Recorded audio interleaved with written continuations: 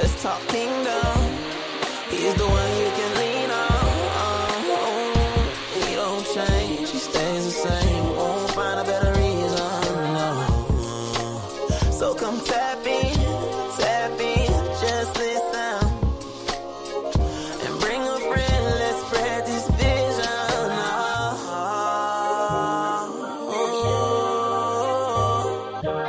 Let's talk kingdom. He's the one you can lean on. He don't change, he stays the same. Won't find a better reason, no. So come tap in, just listen. And bring a friend, let's spread this vision.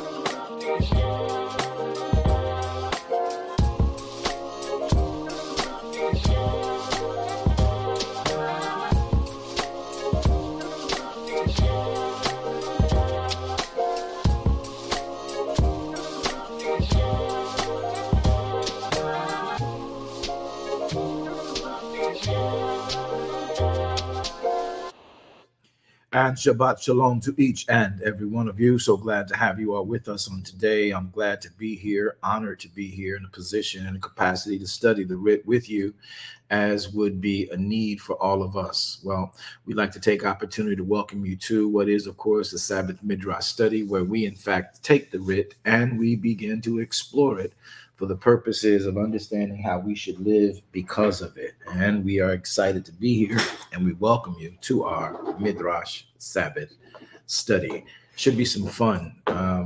There are some specific things that will probably get addressed in light of where we are today, but we want you to know that they are there for the purposes of us understanding the writ and working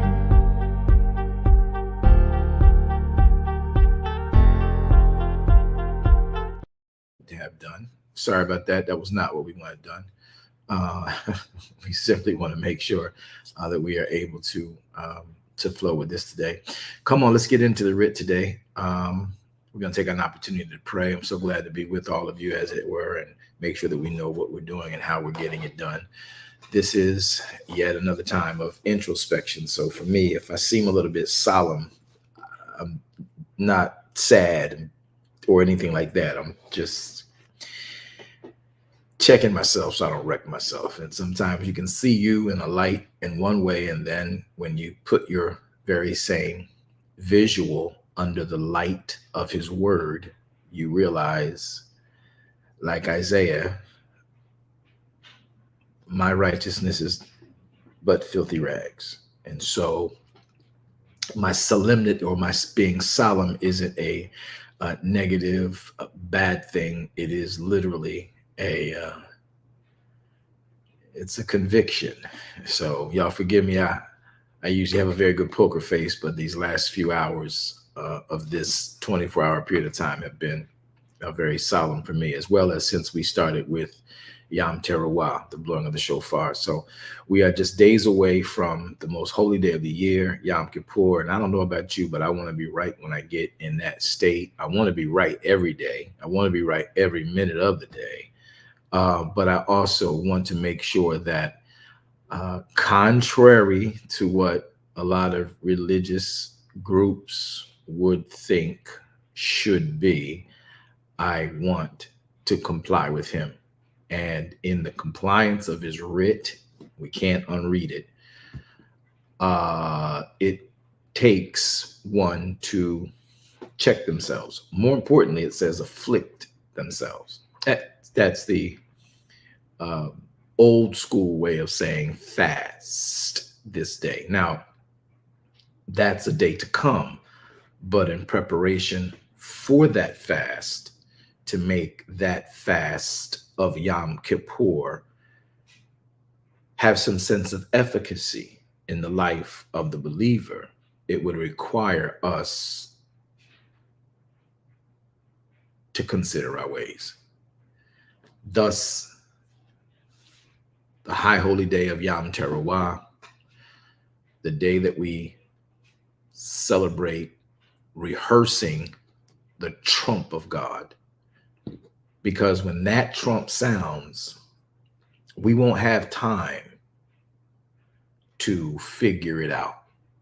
We need to be already en route within the vehicle of his righteousness, moving towards the day of being at one with the Father, and then dealing with the time of him doing a divine and supernatural ingathering. We have a series, we have a teaching on Wednesday.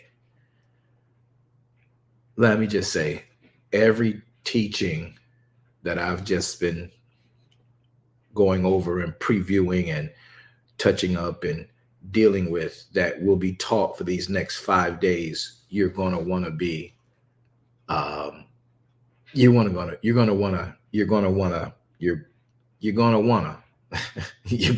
to be there. So tomorrow we'll be dealing with the birth of Yeshua HaMashiach, the birth of Yeshua HaMashiach. And then every proceeding word this week coming up will deal with some aspect of holy day versus man and church holiday. And there's a difference in between the holy days that Yahweh has sanctioned and the holidays man keeps mentioning. Please the Father, and they don't. So those 3 days will be impactful with that. I'm going to help you dig into redundantly. I don't care if we go over it today in full depth and detail on the broadcasts this week for proceeding word. We will be breaking down aspects of his birth so you can understand it and realize why stuff you do on December 25th makes no sense. For any faith system trying to connect it to our Savior's birth, for any faith system trying to connect it to the holy night, oh holy night, the stars were brightly shining. When we're done with this, you're going to realize that you can never make that song a part of that 25th day because the stars are in the sign. The stars and the lights of the sky are in the sky for signs and times of seasons. 25th of December is not a seasonal time. So it hits different. And then Wednesday, we're going to be dealing with a program on the importance of Yom Kippur as the most holy day of the year. But more importantly, why it's the most important day for the earth as we know it and what we should understand regarding it. So forgive me if I've taken a long time to come on today. Well, I'm not asking for forgiveness. I'm in my private time with the Father. Hope you were too. And if you're free from yours, you're welcome to sit here and join me as we go deeper into some studies. And people say you like to study together, so let's do it. I'm for it. I'm here for all that. You're here for all of that. And if you are a Sabbath keeper, if you are a true Sabbath keeper, and you're not out at church, and you're home where you should be, on your property, backyard, front yard, lawn, ranch, whatever you got, chilling and basking in his presence. I feel his presence where I'm at. I hope you're experiencing the same. So as I was released from my personal studies and sharpening of my sacerdotal duties and skill sets, I've been released to share and talk and study with you all. But I also got a myriad of questions that had come.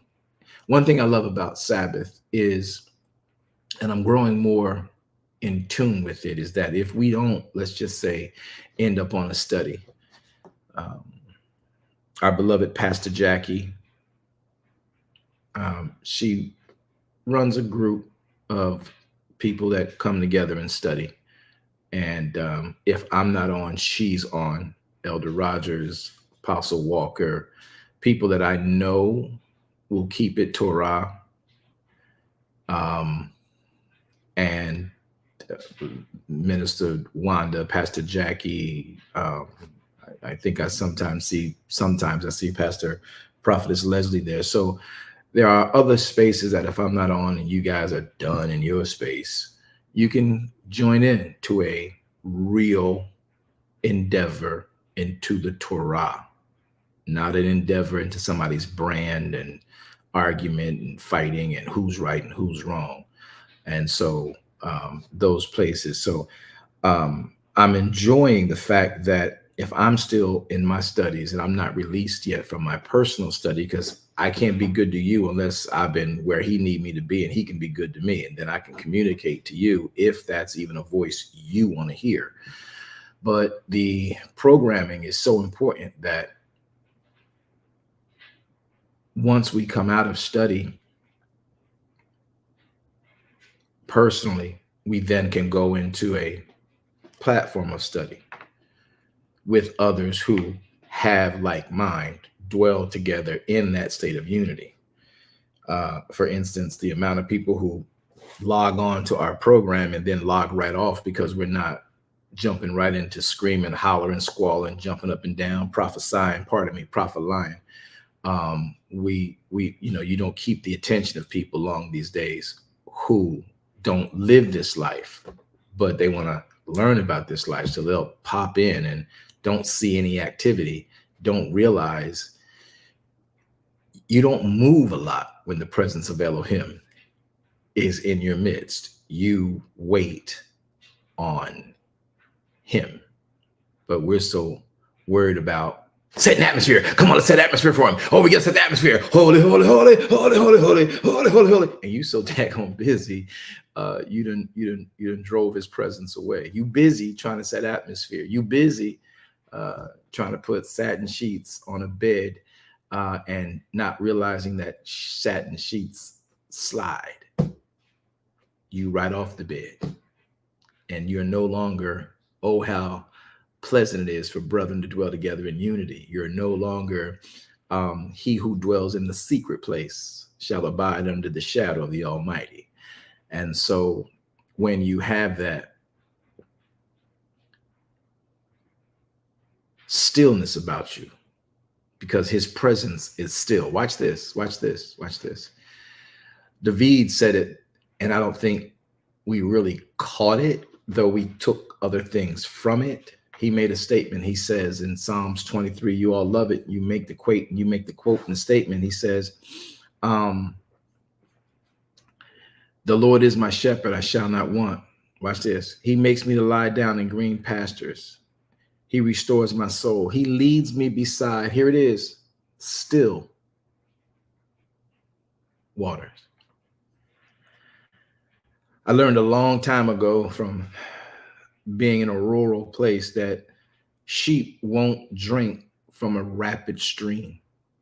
They'll only drink or even eat near a calm, still body of water because they know that it's safe and they feel that safeness.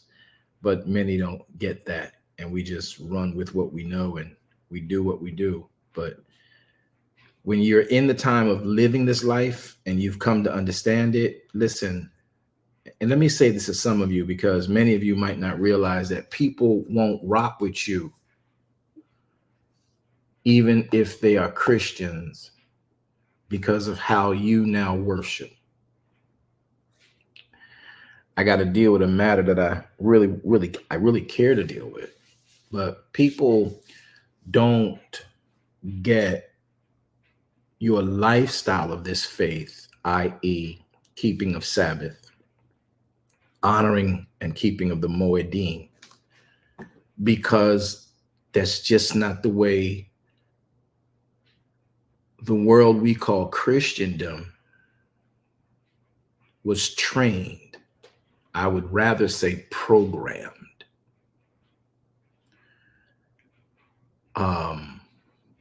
And put into a construct of programming that would suffice a gathering, but never would suffice compliance to why Elohim wants us to convocate. And because we normalized it and passed it down from generation to generation for so many generations, by the time you and I were born, and from the baby boomers to the whatever gen we're in now, we do church the way we were programmed and born into a program, and got busy trying to build our own world and our own destinies, that we never vetted the program. We never, in all our getting, though quoted in the program, never got an understanding of what we said we possessed. And so we normalized it, made it the gospel, and built a life of convenience around the way we honor the gospels. And therefore, when someone vetted what was behind the veneer and began to worship according to what is endearing to the Father, that which is in front of the veneer, though loving you, doesn't know how to fellowship with you, because this veneer and this normalized gospel is all they know. And they would think you weird because you're in the back of the stage, behind the velvet ropes and the velvet curtains, and by yourself. So if you're by yourself, clearly this ain't what God wants, because God is with the masses. And we all over here, we partying, we got our New Year's Eve party, we got our holiday parties, we got our church convention, we got our way of having church and doing stuff. And those of us who keep Sabbath, we do Sabbath just like this. So you don't understand that we looking at you over here in the corner by yourself in the dark, to us, you're not properly worshiping. So I like you, but I'm not going to come down here in this dark place when we got lights, camera, glitter, glam, flexing, flossing,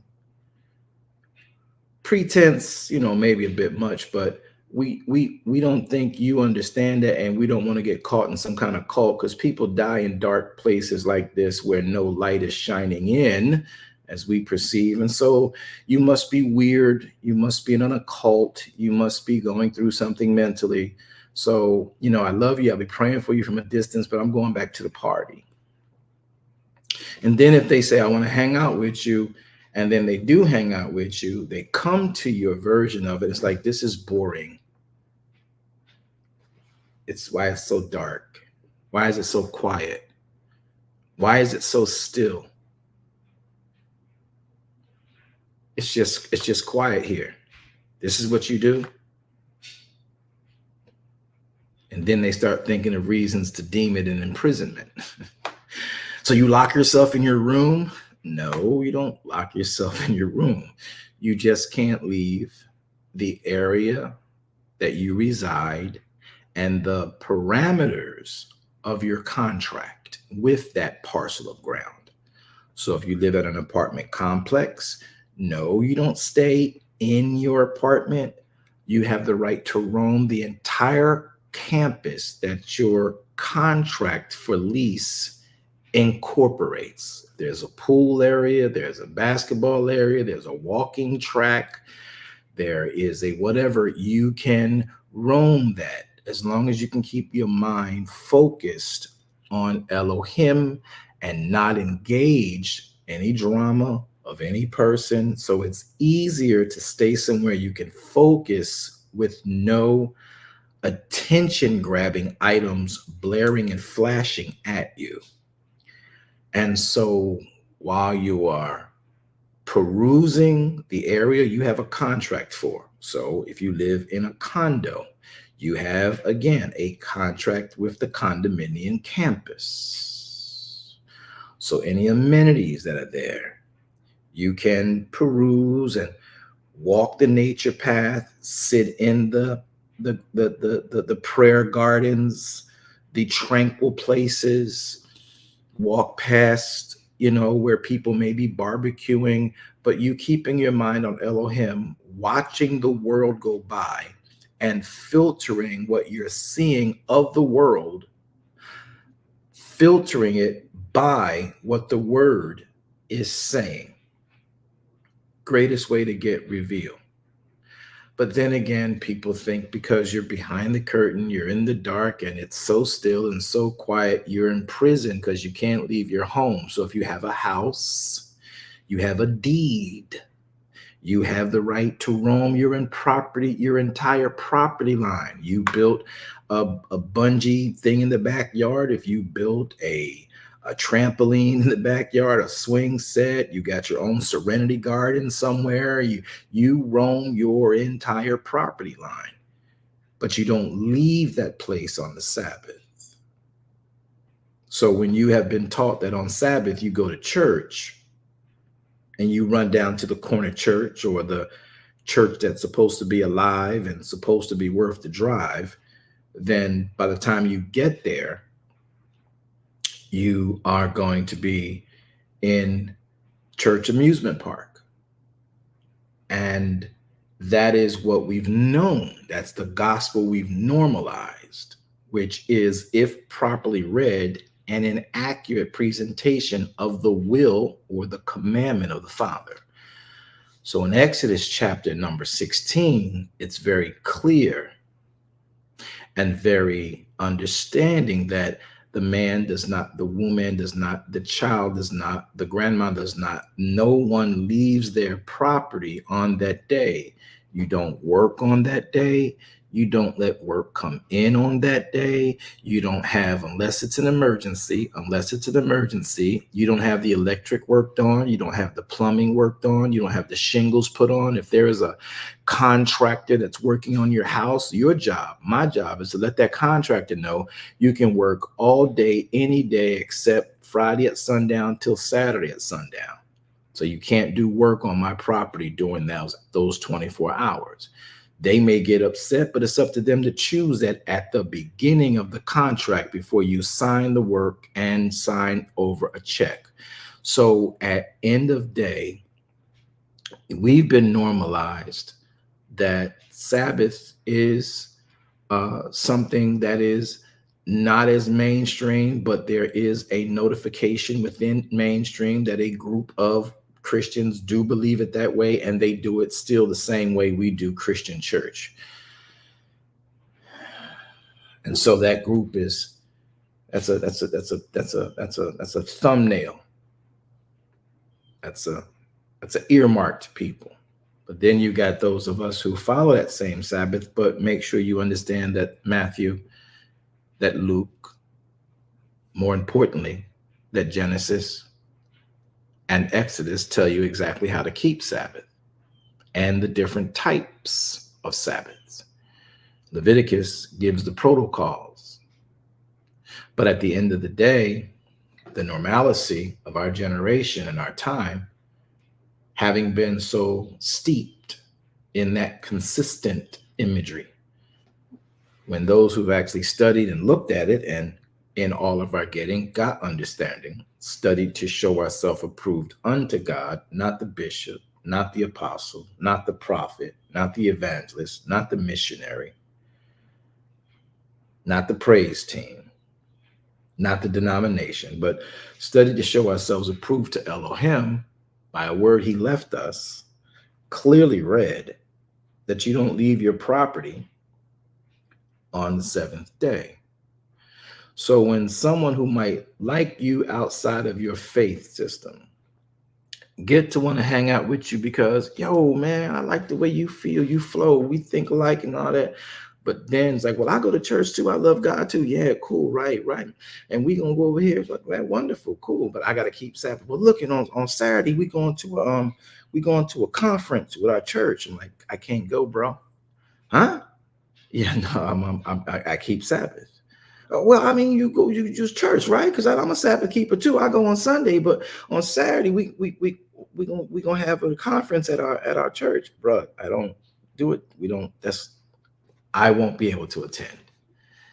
Oh, that's weird, man. Now you weirding me out. Well, I mean, I thought you were saved and you just talked all this great stuff about Yahweh, Yeshua. Man, you understand what Christmas looked like and Easter and all that foolishness, and we know the truth, right? I'm like, yeah, we do share like sentiments about those holidays versus the holy days we've been studying, but many stop short at just knowing the holy day and not understanding the holy day.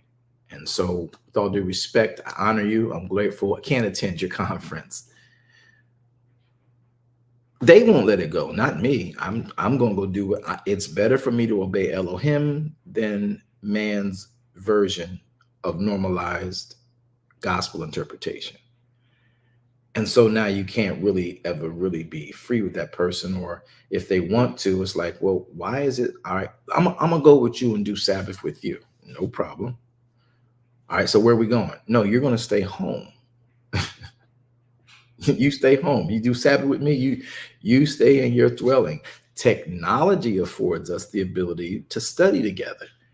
But the purpose of it is Exodus chapter 16. So when you raise Exodus chapter 16 and you explain it to those who have kept Sabbath and might not know what Sabbath is about, you put it up. And then suddenly, there is well, I don't get this. We're under grace. We're not under the law.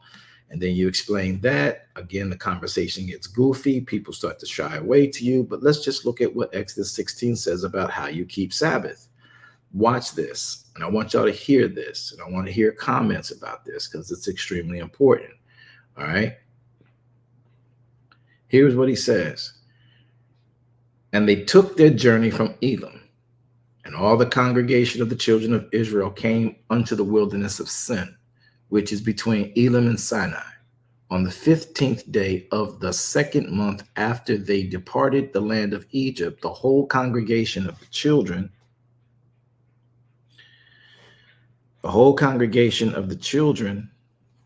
of Israel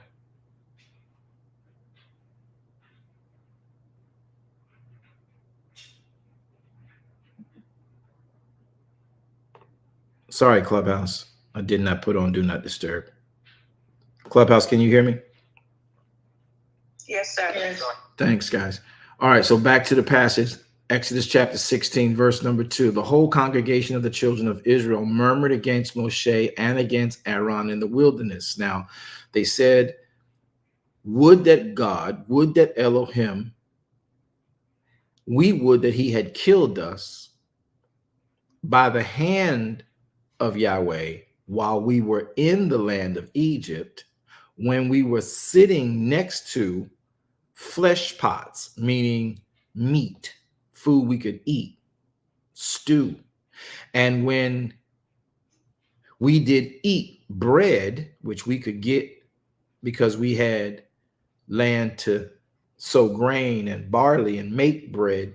So Moshe, Aaron, now that we're out here in the wilderness, bro, we would, if we was going to die, because it appears we're going to, because we don't have no fruit, we don't have any bread out here, we ain't got no meat out here. I would that God had killed us in the land of Egypt while we were sitting next to a pot of stew and some bread baking in the oven. But you have brought us out here into the wilderness to kill this whole assembly with hunger. Verse 4 says, and then Moshe said unto them, behold, then Yahweh said to Moshe, behold, I'm going to rain bread from heaven for you guys. And the people shall go out and gather a certain rate every day, that I may prove to them that I may prove of them whether they will trust me and walk in my law, my Torah, my instructions, my governance, my edict, or not. Verse 5.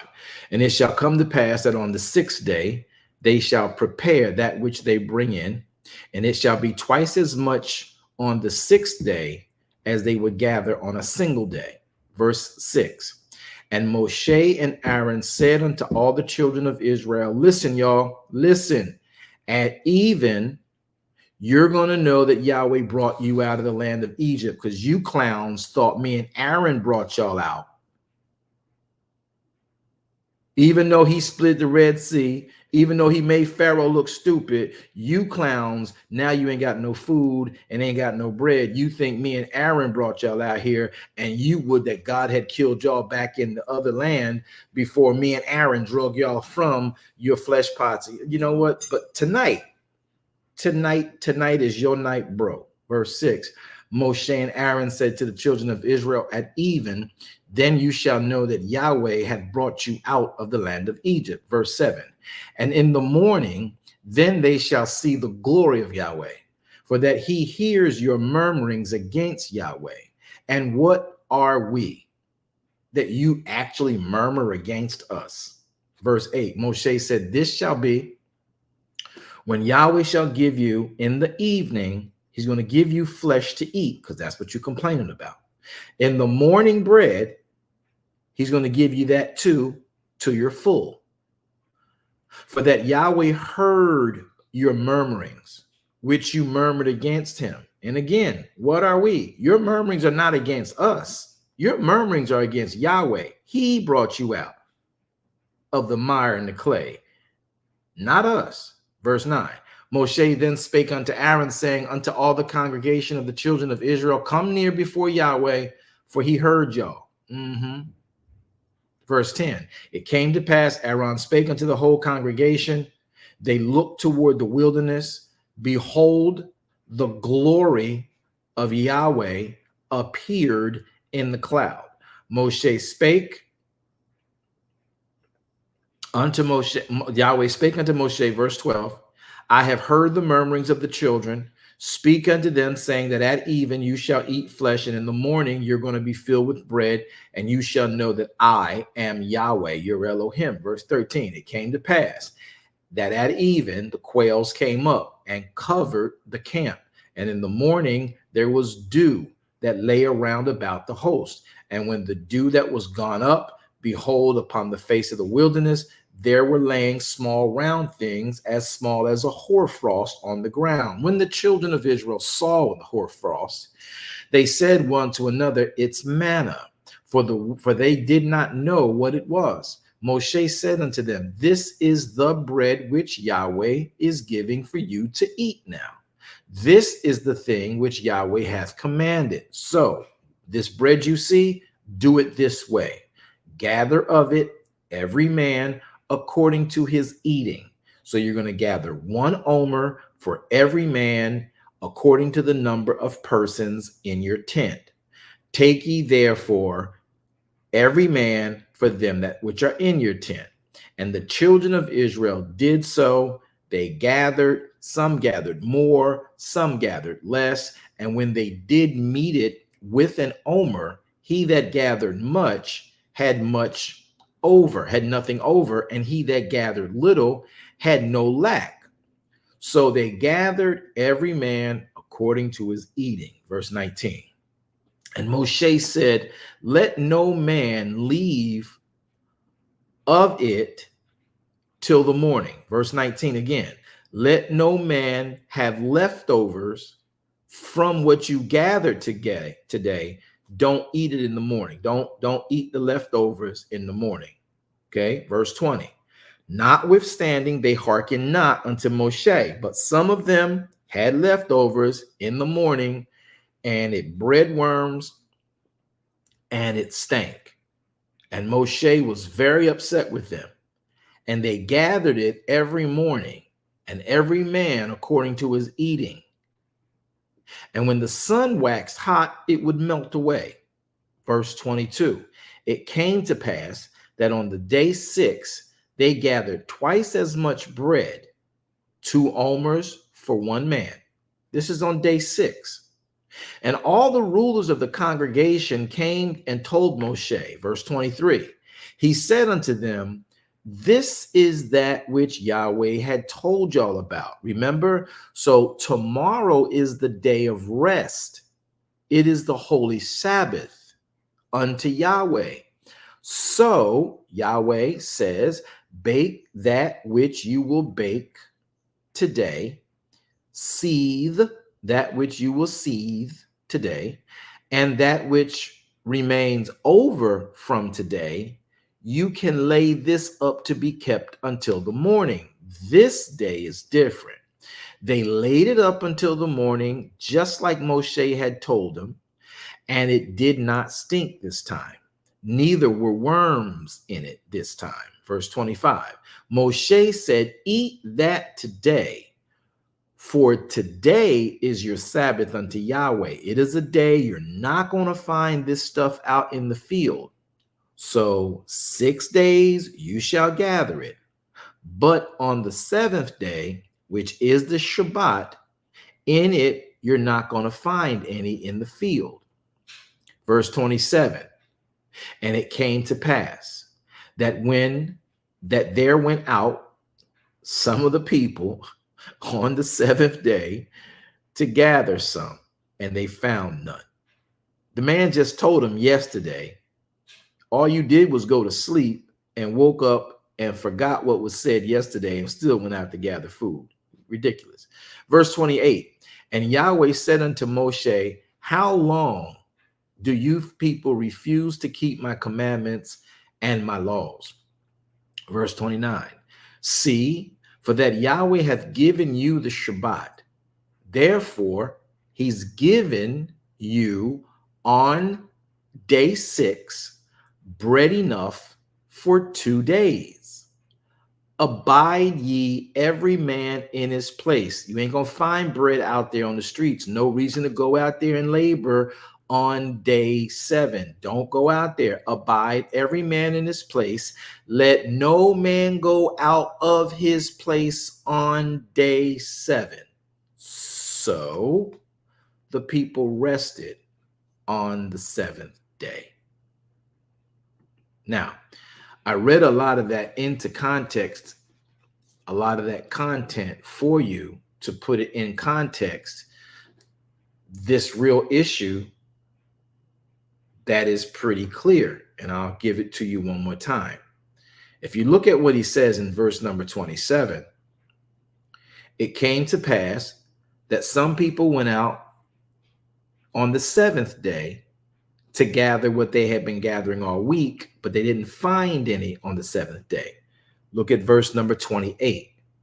And Yahweh said unto Moshe, how long are you people going to refuse to keep my commandments, refuse to keep my mitzvah, refuse to keep my Torah? Verse 28, see, pay attention. Yahweh has given you the Sabbath. Can somebody type in the Sabbath is a gift from Elohim? Type it in. I'm going to wait till we do it. The Sabbath is a gift from Elohim. Can y'all say that? The Sabbath is a gift. Moshe had to tell them, see, pay attention. Yahweh gave y'all a gift, but you're not paying attention. See, Yahweh has given you Shabbat. Can y'all type that in? Sabbath is a gift from Elohim. It's literally a gift from Elohim. Sabbath is a gift from Elohim. This is the gift that keeps on giving. But Moshe had to tell them in verse 29, pay attention to this. Verse 29 goes and reads this way. See, for that Yahweh has given you the Sabbath, because he gave you the Sabbath, meaning a day of rest, he then gave you enough bread on day 6, so you don't have to go out of your house on day 7, because day 7 is a gift. Watch this. This gift means that Yahweh is giving you him.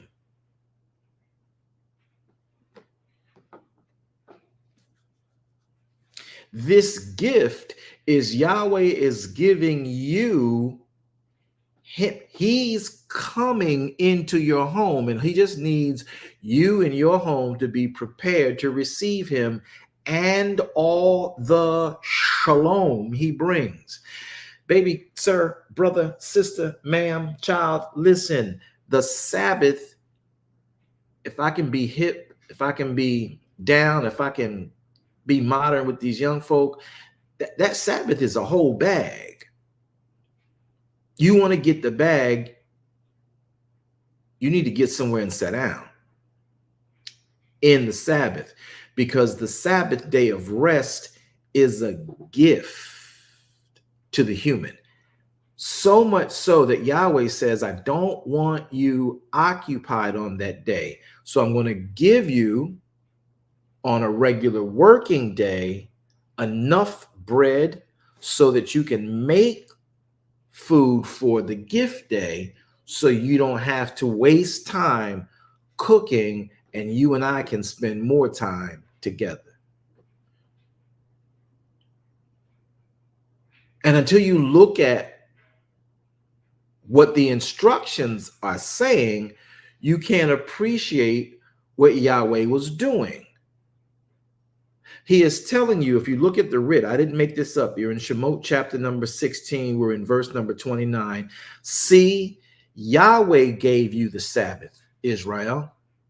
Therefore, because he gave it to you, he also prepared you for it. He gave you on day 6 enough bread for 2 days.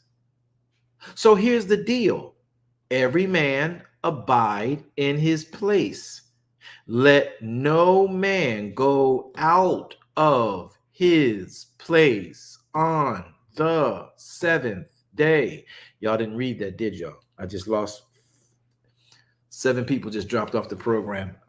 This is that weird place I tell you about. When we all agree Yahweh, Sabbath, when we all agree Moed'im, we all agree holy days, we don't agree on how. And then when you read this, certain who agree on them don't like it because this is the way we've been doing it. But is that what the instructions say? And we're not coming judging. God knows, not in Yamim Nareem. I'm not judging nobody. I ain't judging one soul. I'm just going to make sure I obey the instructions I've been given. And if anybody want to study with me, we can learn what those instructions are. But if I'm clear in this, if y'all tell me if I'm tripping, but if you read this, and this is not gaslighting, this is not any kind of control stuff. This is, if I'm right, did we read this? Verse 29, Yahweh has given you the Sabbath. Therefore, the word therefore means, so since I gave you the Sabbath, here is what I want you to do. That's what therefore means. So Sabbath says, he says, verse 29 says, for see that Yahweh has given you the Sabbath. Because of that, he gives you bread on day 6. He gives you enough bread on day 6, so you have bread already picked and gathered on day 7. And tonight, cook what you're going to cook, bake what you're going to bake, and tonight, only on day 6, can you leave bread for leftovers, because day 6 is the Sabbath day of rest, and you'll be able to eat that bread under the day 6 clause on day 7, because Yahweh is coming into your presence to gift you. So everybody stay home, abide in your place. Let no human being go out of his place on day 7. Now, some people say, well, he only said that because, look at verse 29 again. I want to make this clear. I want y'all to see this. Many people will say, in my blood brothers who keep Sabbath a different way than we do, they would say, well, he only said that because he didn't want them going out and collecting manna. Now, I'm going to come back to manna right after this explanation. But they would say, well, he only said don't go out so he could stop them from collecting manna on the 7th day. Okay, that's fair. But you know Yahweh don't say stuff twice for no reason. So when he says in this verse 29, look at it. In verse 29, he says, see, Yahweh gave you the Sabbath, the seventh day. Therefore, he gave you on day number 6 enough bread for 2 days. So I need y'all to abide every man in his place. That's what he says. Abide every man in his place.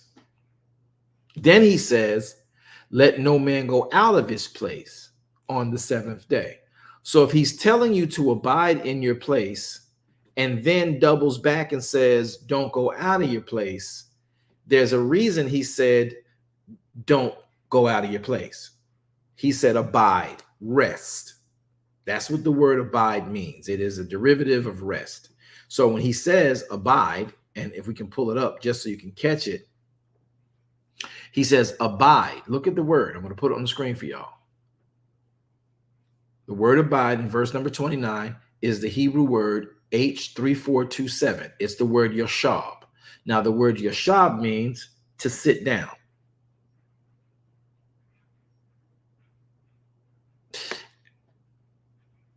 Specifically as a judge. In ambush, be quiet. By implication, it means to dwell somewhere, to remain somewhere, to settle down, to marry into that place, to abide there, abiding there continually. Cause yourself to make yourself to dwell there, to be at ease there, to ease yourself there, to endure there, to make an establishment there, to have habitation there, to haunt, to make it inhabited, make it to be kept, to keep it as a house, lurk there, bring again to that place. That's what he wants you to do. That's what Yahweh is saying. He says, watch this, watch this. He says, bring again to that place, remain in that place, return to that place, be seated in that place, be settled, settle down in that place, sit down, be still, tarry in that place. No, not your little church tarrying. Not that kind of tarry. No, we're not talking about the tarrying that y'all thought was supposed to be happening with the book of Pentecost, the concept of Pentecost. No, not that, beloved. No. Tarry. Tarry means to wait. That's all it means. Just wait. Sorry, Clubhouse.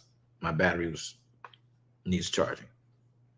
So this is where we have to understand. So when he says twice, one, he says, abide ye in that place. So when he says abide ye in that place, he's telling you, I want you to consider some things. I want you to sit like a judge. I want you to be quiet. I want you to remain there, marry there, get settled in there, continue there. Don't go anywhere.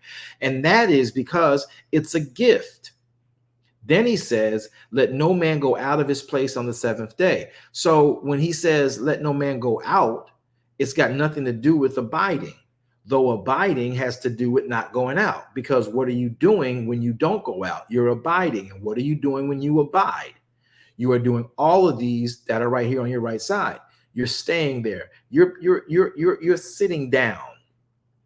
No, you don't have to lock into one room and one bed or one couch or one love seat or one lazy boy recliner, but you are there to be quiet, to be still and know Elohim. So when he comes into your environment with the gift that he has for you, he's got a bag for you. And many of us are not getting the bag of healing. We're not getting the bag of soundness of mind. We're not getting the amount of tranquility. We're not getting the bag of soundness of mind. We're not getting the bag of safety. We're not getting the bag that is all wrapped up in shalom, because when Yahweh comes into the Shabbat, into the Sabbath, he's coming to bless them who are still. I unfortunately listened to a scenario earlier today of a very forceful person. And people, just because you talk fast and you talk loud and you talk passionately, doesn't mean your information is right. And though you may be convicted of it, and if you ever find yourself trying to convince people of it, the truth is you're trying to convince yourself. Truth never has to be proven. Truth just has to be seen.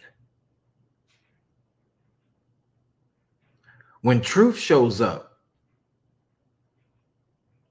wisdom, which is something that always seeks information, data, and equations and knowledge, that's how you become wise. But when truth speaks, wisdom just sits and listens. So if you are finding yourself having to convince people of something you deem is and is truth, you're really trying to convince yourself, which would indict.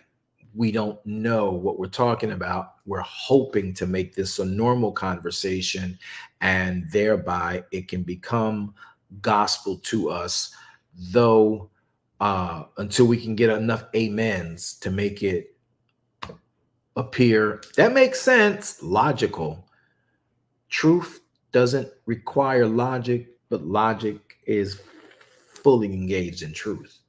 So when you're constantly trying to make it make sense to someone else, trying to convince them of it, and get to the point where you are loud and screaming about it and hollering about it, and you got all your muscles flexing in your body, and you're screaming and slamming down the Bible and stomping down on the floor, you're throwing a tantrum and you're trying to convince yourself. And if you happen to be engaged in said type of presentation, that is exactly what's happening. You're trying to convince, and truth doesn't need trying to convince. Truth is convincing. You don't need to try to convince when you're operating in truth. Truth is convincing. One man plants it, another man waters it, but Elohim will add the increase. So I'm listening to a passionate plea for understanding why we do a thing the way they were educated to have it done. And I want to make sure today that you all can use this as a teachable moment. Don't force what your truth is and what you know your truth to be. If you got to try and convince it, I'm realizing as I get older, the more you try to convince people of it, the fact is you don't know it. Benefits of introspection. If you're trying to convince somebody of truth, it ain't because you love them I'm going to make sure because I love them. I want them to know the truth. That ain't your job. Your job is to convey what you know. You can take a horse to the water, but you cannot make it drink. You can take a man to a river well, a river base, and throw a fishing rod out there, but you can't make him fish. You can't do it. You can't make somebody stand. You can't bring somebody out unless they want to come out. You can help them come out, but you can't do it. So the fact that you are still trying to convince somebody because you just love them so much, that's our job, that's our calling. We got to lift the people up. No, you can't lift up nobody. Go out there and try it. Let your sister or your brother fall down on the ground and you try to lift their fat behind up. I promise you're going to struggle. You can't do it. If they don't help you, neither one of y'all getting up. And if you keep trying, you're going to end up where they are because they're going to pull your behind down. The moment you think that it is your job to convince someone to see things your way, you really don't know what you yourself are following. And you're trying to get somebody to go along with you. It's a weird little thing, but that's its reality. When you know truth, nothing can stop you from walking in it. You don't care if anybody else comes along. You're not going to stop along the nearest corner and pull up a megaphone and say, you should follow me. You're not going to do it. You're just going to walk that path out. Your job, unfortunately, has been explained to us that it's our job to save people. You can't save anybody. The balm you carry does. Your job is to be there, to be a syringe, to be an injector, to be a cup, a teaspoon, a tablespoon, to be a saucer, a fork, a knife, to serve this balm to who needs the balm, because you can't do anything to save them. The balm does, and you can't convince them to take it. You can let them know this worked for me. Would you like some? And their discernment, intuition, some of y'all call energy and some of y'all call vibe, will be able to ascertain whether this is poison or if this is aid. And even if they're not well versed in life and green behind the ears and still doing things the way that they want to, once they've tasted it, they will know. Yeah. You deliver, you drop, you go. They need help, I'll help you get up. You want to stand? No problem. Let me grab your arm. I got your elbow. All right. Put your foot down, lift your other knee. All right, come on, push up, use your core. I'm helping you stand. I'm not pulling you up. Because if I pull you up and you overweight with sin of this world, I'm going to tear a ligament. I'm going to bruise your arm. If I lose grip, you're going to fall down because you're not helping the process of coming up.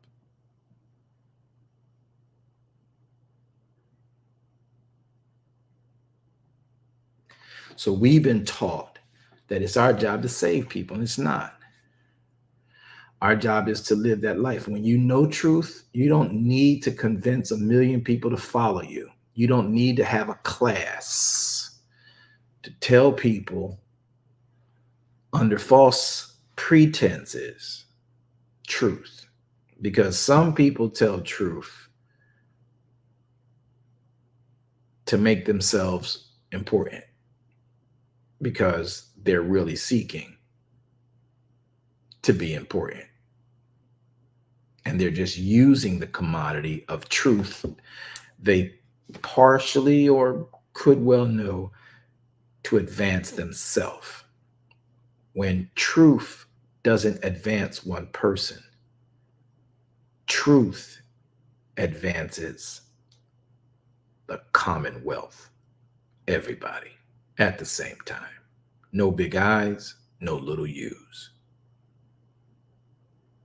So from the time of Adam having been created in the garden, from the time that Adam was created in the garden,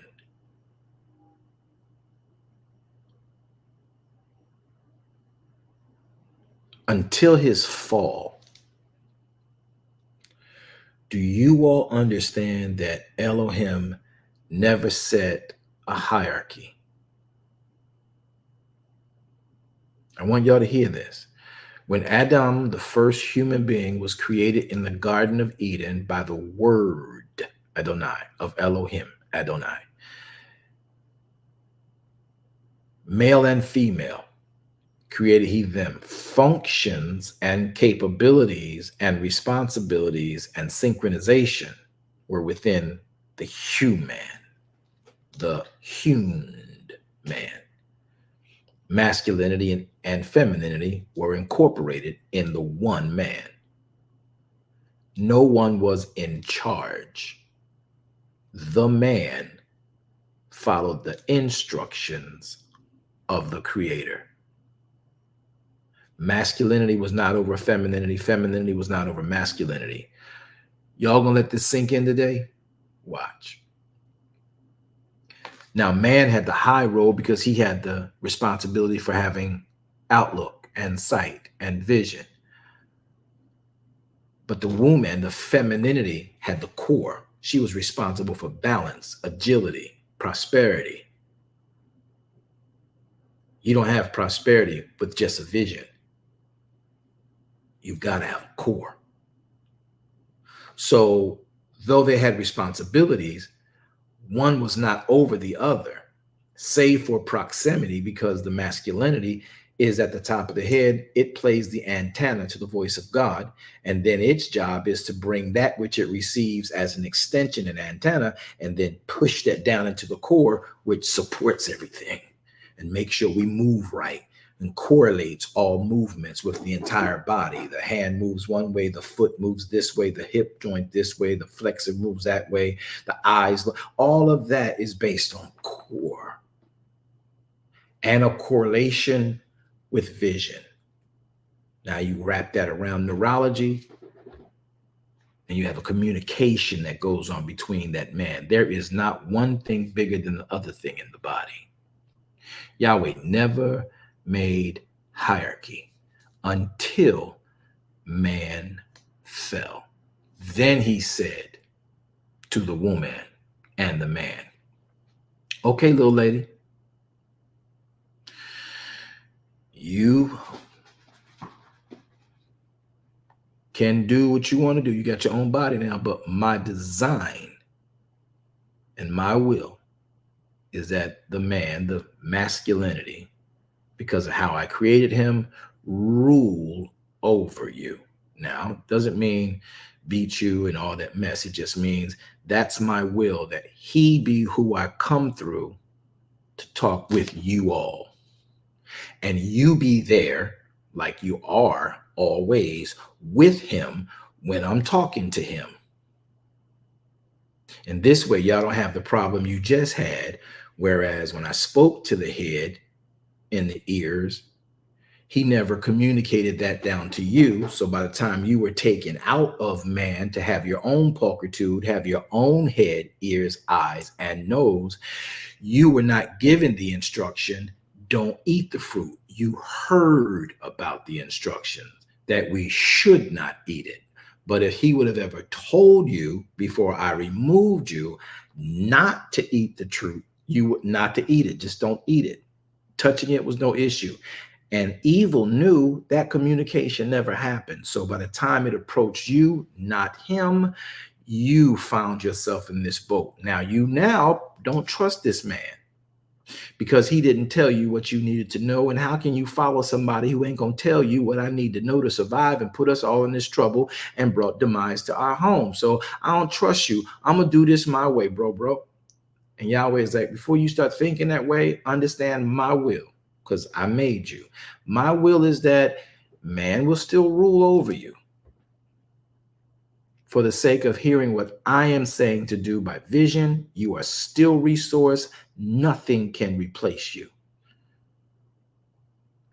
But resource is attracted to vision, and vision is attracted to resource. Masculinity is vision. Femininity is resource. Masculinity is attracted to femininity. Femininity is attracted to masculinity. Resource is attracted to vision, and vision is attracted to resource. And that's why you two will only work together as a team. It wasn't until they fell that Yahweh says, but so you don't get it twisted, woman who now has her own head, mind, and eyes, I still desire to speak through masculinity to get the message for my community, to get things done in my kingdom.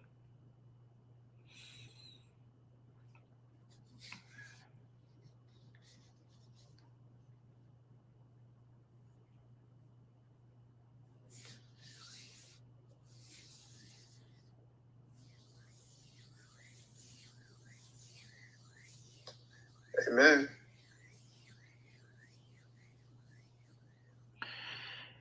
And that's not about lordship. So what are we talking about? And why is this? Because the kingdom of Elohim is not about hierarchy. And what we've been fellowshipping in is about hierarchy. Pay attention to this. Not even in the tabernacle, when Yahweh gave the words of the Torah to Moshe. Watch this, watch this, watch this, watch this. People don't know this, but Moshe would be what is considered a king. Okay? Aaron, his brother, is, as we know, the Gadol Kohanim, meaning the high priest. So typically, or quite frankly, Moshe is the state. Aaron is the church. So you and I live in these issues of state versus church, church versus state. And where do we get this conflict? Well, Torah gives you the best scenario for it. So Moshe is the king, that's state. Aaron is the high priest, that's church. But they both use the same exact edict to do their function. They both rely on the Torah. So the Torah gives instruction for state and the Torah gives instructions for church. But watch this. Aaron does not go into Moshe when he is doing state judgment and tell him what to do, because Aaron has a job to handle with the church. And Moshe does not come to Aaron about church matters because he knows Aaron has the same Torah, and that is the governance for the church matters. Now, for those of you who don't know this, this went this way for a long time up until David's day. David is considered a prophet, a priest, and a king because of ignorance within Christendom. But David was a king. He was never a pastor. That's not even his calling. David was not a priest. He was a priest of his own home, but that's in metaphor. But David was a great king because he used the Torah to guide the kingdom, and he left the priests to run the church, which in fact the kingdom is even breathed because of the edict of the church. And out of the edict of the church, watch this, comes the fruit of a kingdom. So David, Moshe, unfortunately, Saul did not see it that way. Solomon did, at least until his last days. At the end of the day, church and state have to be working and watching from the same edict in order for there to be the kingdom of God in the earth. So why did I bring that up? Hierarchy. Moshe and Aaron are brothers. They both been charged by Elohim. Moshe is over the state. He's the judge. Aaron is the Gadol Kohanim. He's over the church. He's the high priest. And neither one of them are above the other. Whoa, right. That part. Now, how does that work? Because they're both working from the Torah. Explicitly. Implicitly. Implicit, is that what I want? That might not be the word I want. I just drew a brain fog. So you got to understand that Yahweh has never wanted your church to have the type of hierarchy that it has. Well, wait a minute. If he was the high priest, then the other Levites, yeah, but any one of them could have been the high priest at Yahweh's command at any moment. All of them, the Levites, the ushers, the porters, all had to read Torah and know it like nobody's business. Those who were in the council of when Jethro came to Moshe to tell him, look, you're going to kill yourself judging the people from night until day. You're never going to be a husband to my daughter. This is going to be a problem. No wonder she wants a divorce. So Jethro gives him wise counsel, says, Moshe, appoint tens, hundreds, and captains over thousands, captains over tens, and the meatier matters that those particular captains cannot handle, let them bring the problems to you. You judge those. This way you'll have more time. So there are people who are judging with Moshe, but Moshe is the set man. But any of these that are judging, because they know the Torah so well, Yahweh can pick any one of them to replace Moshe at any given time. See, there's no one higher than the other. It is Elohim who sets up. It is Elohim who sets down a man. So when we understand this,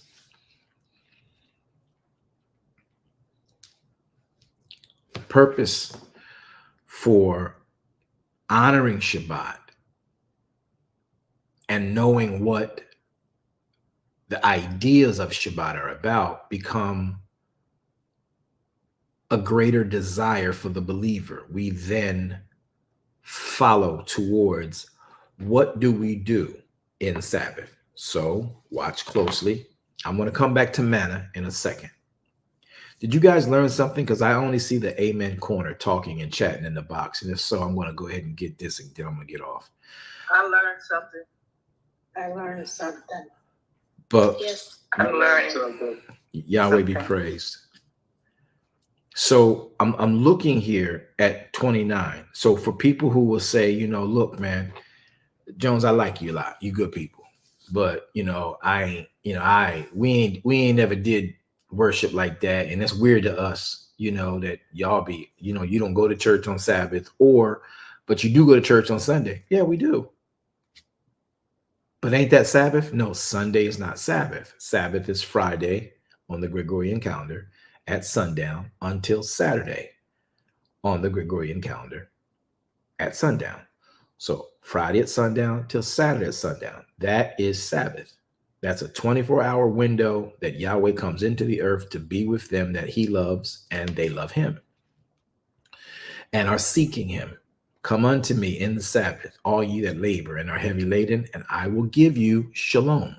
What do you mean by that? I will give you rest. I will give you shalom. Many people don't know what shalom is. They just think it's hello. But this is what he says. If you come unto me in Sabbath, drop your burdens of work, drop your burdens of the world, drop your burdens of family, and just come unto me in Sabbath. I will give you rest. Giving you rest is giving you the presence or a meeting or being in the presence of Yahweh Shalom. So to give you rest incorporates these items. It incorporates, I will give you, come unto me, all you that are laboring heavy laden, and I will give you harmony. I will give you wholeness, health, soundness of mind, completeness, fullness, rest for your soul, wealth, safety, tranquility, prosperity, perfectedness, welfare for your being. So when he's giving you rest, he's giving you all these attributes. Because your patience is running thin after 6 days of work. Can anybody confess my patience runs thin after a work day until I get to bed? I confess. I confess my patience runs thin after I work thin. Your patience is running thin. Your strength is running thin. You are tired. You need to get to bed. And once you get to bed, once you get to rest, your brain knows how to bring you back into what we would call into your bearings, getting a bearing on life and reassessing things and compartmentalizing the experiences you've seen come in, you've heard come in, and you might even speak out and make an effect that then cause you to see something from what you spoke affect negatively or positively. And then you got to see that back in and hear everything that comes with it again. So all that gets compartmentalized in your ear gate and your nose gate and your eye gate, all of that is compartmentalized and put in some sense of order when your body goes to sleep and you rest. Sabbath is your weekly sleep from your work and world intake time. So you rest in Sabbath. So everything you took in these last 6 days or season, if it's a seasonal Sabbath, Yahweh can put you to sleep, give you rest, give you soundness of mind, give you safety about what you saw, Whatever caused you to fear something, you can get up like, okay, wow, I'm safe, and give you prosperity, give you wealth, give you health. He can give you, reset you, compartmentalize everything. So when you wake up, it's not causing your mind to run in a million different directions. As a person who overthinks, Sabbath is really my salvation. Because I think about every possible scenario and how this can hurt me later, who can hurt me later. Can I trust? I can't trust this person. They laughing and locking. I'm just keep talking to them like we good, but I know what their nature is about. And I know where they, all of these thoughts keep running in my mind. I'm running about this way. If I make this investment, if it should fall off this way, if I put an investment over here, that's going to work. But you know what? They can mess this thing up. If they mess it up, I got to have a backdrop on this. I got a new way to make this work. I got all this going on. Well, what about this over here? And what if we move into this area? And what's going on with the political arena? And the political arena does this. And who's going to be in presidency? And what we're going to do? And what we got to do? And how we're going to get them this? What? How does it affect the business? How does it affect the companies? What goes on? All these thoughts are just running through most of our minds. Some people only think about getting up, going to work, making some money, come back, stopping by Domino's, and then having something to eat, wake up and do it all over tomorrow. But many of us who actually do real stuff for communities, we got a million thoughts. When you are responsible for other people and people's lives, you've got a million thoughts at one time. But Sabbath brings all of that into a laboratory and then compartmentalizes what's important. And if you don't take Sabbath to unplug from the world, you just take Sabbath to do your religious observation. I keep Sabbath, so I don't do nothing. I ain't going to church. And you brag about not going to church on Sabbath, or you brag about sitting in Sabbath, but you're not using Sabbath for the purpose of unplugging from the world. So you do Sabbath. You don't go to work. You do, don't let your children or let people do work. And you do bring everybody in and y'all sit down around a pot of gumbo and y'all talk about God, but you're not using it to unplug from the world. You're using it in vain. Because Sabbath is going to compartmentalize all the thoughts that come across your head. And unbeknownst to you, physically writing them down and putting them in an accordion file. This is what Ruach HaKodesh, this is what the mind and the brain that Yahweh created starts to work on for you. It compartmentalizes your thoughts. If you don't believe me, just go and read any book on sleep and understand that when you go to bed, they did a survey on test takers. It affected me and my family greatly. And I have students, we study, we dig, we research, but sometimes you can cram when you're studying for a test, and you can cram when you're trying to get information so you can be at your best presentation level, and you will cram all the way up to 2 hours before the event, 2 hours before the test, and then you go to take the test. You know you got all the information, but you can't recall it suddenly. Now you're on stage speaking your speech, and you can't recall the information. I know what I'm talking about, guys. I know what I'm talking about. Or you're taking a test and you're in that test, and suddenly on demand, you can't recall what you have in your mind because it's all scuttled in your brain. It's everywhere. You never rested. Because until you rest, all that data you had coming in, eyes, ears, nose, you reading it to yourself, putting it down, making your own separate notes, meaning you're reading it again and it's coming into your head. All those thoughts are all over your head. And until you rest, can your brain now take every thought, neatly put them together, compartmentalize them for you, and put them down where they need to be? So when a demand externally comes from you, your brain, the great secretary that it is, the great computation that it is, can pull it out of the actual file it's in and say, here, speak this. Here, consider this about what they just said. Now, speak this. This is what we don't understand about rest. This is what we don't understand about Sabbath and why it's so important. But yet you want to take Sabbath and then go to church where you're still getting a million things thrown at you against the other million things from the 6 days. And you've never stopped trying to be God, have a form of godliness, but you deny the power of Elohim to bring you into harmony, soundness of mind, welfare of being, tranquility, harmony. That's what Sabbath is about. But we're in a world where we arranged our lives around the Sabbath we've created. Now, we've said Sabbath is Sunday, and then some say, well, you keep Sabbath, but we don't do it his way, we do it our way. And now we create conveniences around the way we do it. And for generations, we've been doing it wrong. But if you were born in a generation 12 generations away from establishing the wrongness, then the wrongness by the time you're born, and because you're born into it, is the only rightness you know. And if anybody tells you that it's wrong, then they're wrong. And therefore, you need to go. And now we go back to what we deem we grew up in as right, and anything else becomes cultic. It becomes wrong.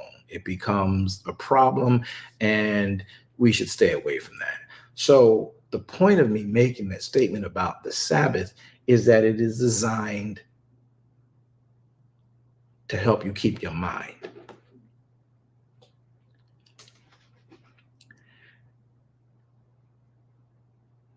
And instead, we, having a form of godliness, end up denying the very power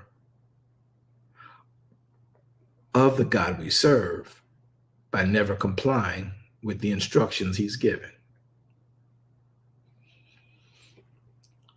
All right, I see my Amen Corner over there on Facebook. Thank y'all for typing in. Thank y'all, Clubhouse, too. Good to see y'all. But listen, I want to make sure we understand this so we can move forward. Sabbath is a gift of Elohim. It is literally a gift of Elohim, and it completes an entire bag. Literally an entire bag.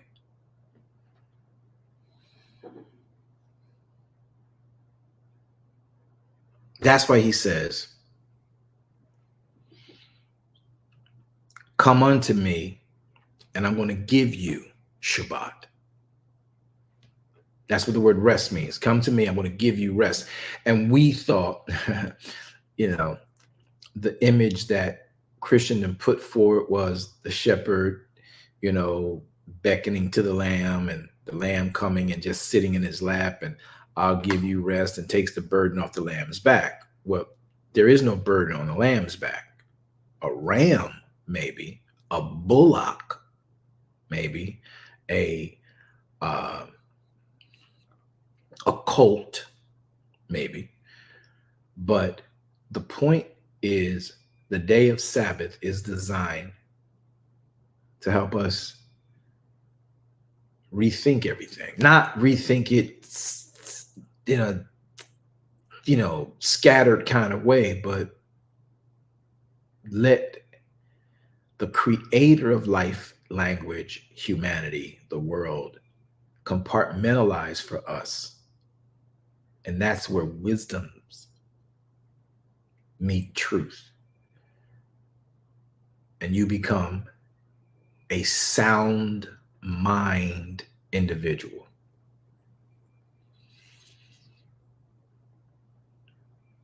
It's about having a sound mind.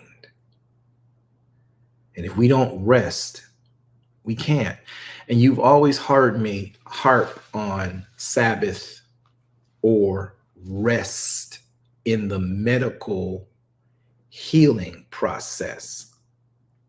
And I joke about this, most prescribed medication by any physician, neurology, family medicine, dentistry, ophthalmology, any specialty within the medical field, the most, and I do mean like crazy, the most prescribed medication. Y'all listen to this word. The most prescribed, make this a meme. The most prescribed medication from any great physician has always been rest.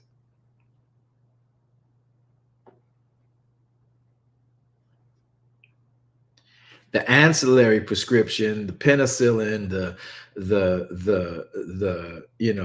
glycerin, the whatever they give you, every prescription comes with rest. Every surgery comes with rest. Every out of office procedure comes with rest. Every cold prescription comes with rest. Oh, and water. The word of God.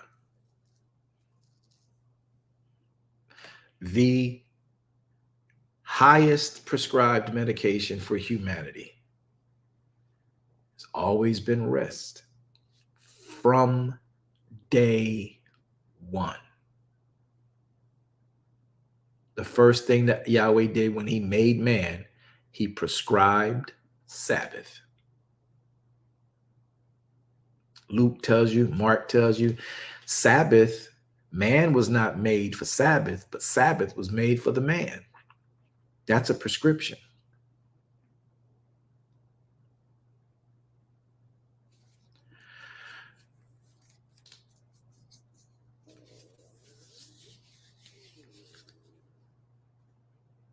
There is a need inherently for the human being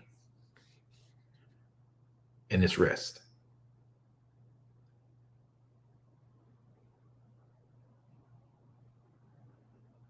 Sabbath is a literal gift. And then in that gift, he checks your blood levels. In the Sabbath, he checks your salt levels, he checks your sugar levels, he checks your nerve endings, he checks for it's a gift. He's got everything in this prescription of rest for you to enhance you while you rest. It's spiritually done while you rest in him. And I love this because anytime Yahweh brings you into Sabbath, he's, let's just say, putting you up on a cart. Those carts they have in triage. If you go into the emergency room, or maybe you go into a hospital room, they put you up on a bed, right? You get on the bed, it reclines. Y'all know how to play phone them, but then they put these little IV holders next to it. So when you come into Sabbath, Yahweh is forcing this water into your system. He's infusing it into your system via this IV bag. So as long as you're reading the word in that IV, they can incorporate medicines that need to get into your system in a very safe way. And that, Celine, that whole concept is just, it blows my mind every time I think about the process of healing the human body.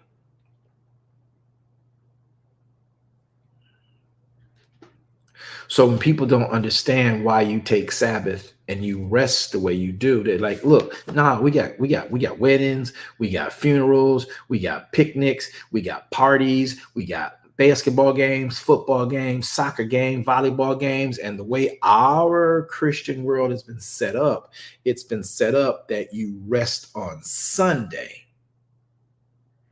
from 12 o'clock Saturday night until 12 o'clock Sunday night is the 24-hour period of time that they are deeming and calling a sabbatical from the world at the end of the weekend, right?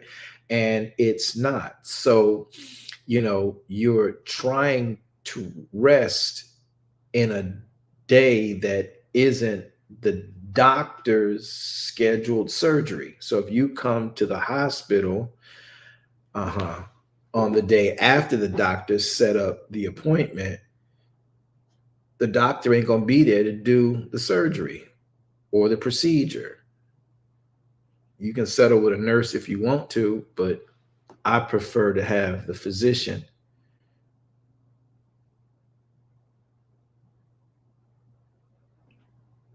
And I don't know how anybody got rest on Sunday, because I ripped and ran all those decades Sunday services, ripped and ran, pillar to post, church to church, on the bus, on the van, off the van, everybody. Who rested on Sunday?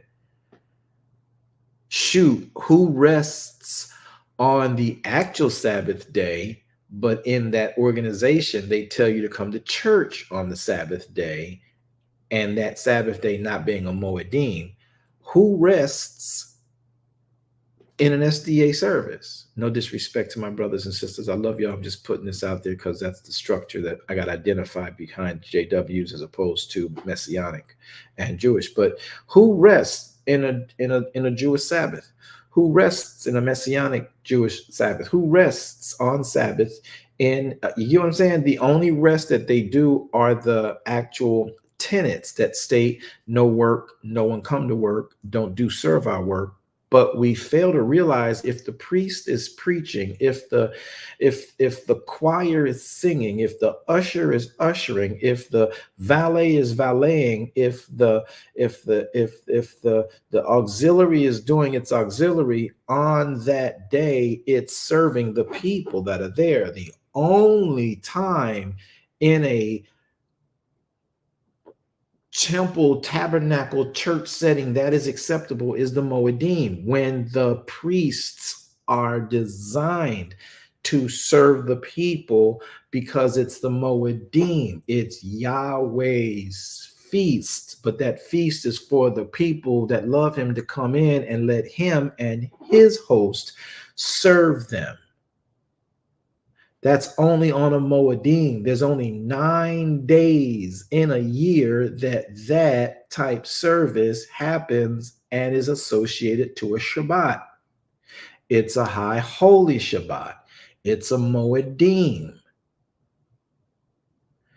So to go to church on a Sabbath day outside of a Moed'im isn't the instruction. And who's resting on that day? Because the people who go to church on Saturdays versus Sunday do just as much crazy work as the people who go to Sunday thinking that it's Sabbath and thinking that they can do it the way we've been normalizing the gospel experience. And this is where we got to sort of kind of pull back. And in moments on Sabbath, you can sit down like this and really play back in mind all you've seen, all you've heard, all you've tasted, all the discernments you've had, and the smell and the sounds, and literally be able to tell we do way too much. Yahweh never asked for well over half of what we do. I would venture to say it's 75% of what we do in our worship of God. He never asked for it. Yahweh is so simple. He made it so simple. It's not complex. It's not difficult. It's real simple. Keep Shabbat. 6 days must a man work and till the ground, but on the 7th day he is to come and sit with me in Sabbath and rest and be refreshed and be mended if he got hurt, tattered, torn. Let me stitch you back together. Let me set you like a car coming in for a scheduled service by the manufacturer who made the car and says every so many miles, every so many months, you need to get these things checked up on. Let our Sabbath, let our person be the image we have in our mind from our natural world of a vehicle made by a manufacturer, the manufacturer suggesting service times and services, and then that vehicle going to the mechanic responsible as an outlet for providing those services and making sure that they get done. So looking at Sabbath, we are the creator's manufactured product, and the manufacturer of this product says every Saturday And every Moed'im, you come in so I can check your oil, your tire pressure, your electronics, your chassis, your A-frame. I can check your sunroof and make sure all of the areas that keep your vehicle airtight are still airtight. Wind free is wind free. Your visor and your starter. I'm checking your engine. I'm checking your motor. I'm checking your coolants. I'm checking everything about you in the Sabbath. Man, I can attest to the reality of what was just said. But you can't get the mechanic to check you over, even lift your hood and check and see whether a squirrel crawled up or a snake crawled up inside your engine and died and is blocking the flow of your oxygen to fuel ratio, or is affecting the connectivity between one of your motherboards trying to connect with a circuit board, and you're wondering why your lights are flickering and your windshield wipers are coming on without there being rain and all these things, and you've not had chance for the mechanic to lift the hood because you haven't sat down in Sabbath. And they can tell you, because you ain't lifting the hood, you just get in the car and just run it like it's crazy, maybe even sometimes forget to put fuel in it, or maybe even sometimes forget to check the fuel, the oil level, and give oil to the thing. You just thought you put a key in it and turn it, or push the key button and run it, and it's just supposed to do that. No, it's got to get service. We are made in Elohim's image and in his likeness. And if we as humans, now manufacturing products, treat our products and maximize the efficacy of those products through this process, where do you think we got that thought from? If we're made in his image and in his likeness, we're just like our Father. So Sabbath is the day our manufacturer says, bring the product I gave you for proper efficacy to these checkpoint times. And then we're going to refresh the oil, refresh the coolant, refresh the oil. We may even flush the oil. We may even flush the transmission fluid. We may even just, let the air out your tires and make sure fresh air can get into your tires. We will change the air freshener in your car. We will shampoo out your carpets. We will lift up your rug mats and shake them off and vacuum them off and sometimes shampoo them. We will go through your trunk and make sure anything you spilled that was in that back, you left fruit there too long, some juices actually secrete, and all of that. Now you get rid of ants and all the little things that can crawl up inside your vehicle that you're not even aware of because you're in a chassis, you're in a cabin, and you don't be affected by what's going on externally. We'll check over your paint. We'll look to see if there's any dents and any dings. We'll look over what else is happening with the actual plastic or the rubber lining that keeps your car sealed and the air out and the water out, but keeps you inside. We'll make sure that everything is working right with your air conditioner. You got the proper Freon, you got the proper filters, and all these things that are going on. Who do you think we got that from? Human? We just so brilliant because we ate a little bit of fruit from the tree of the knowledge of good and evil. But prior to that, we were made in his image and in his likeness. So if we do this, surely he does. Sabbath.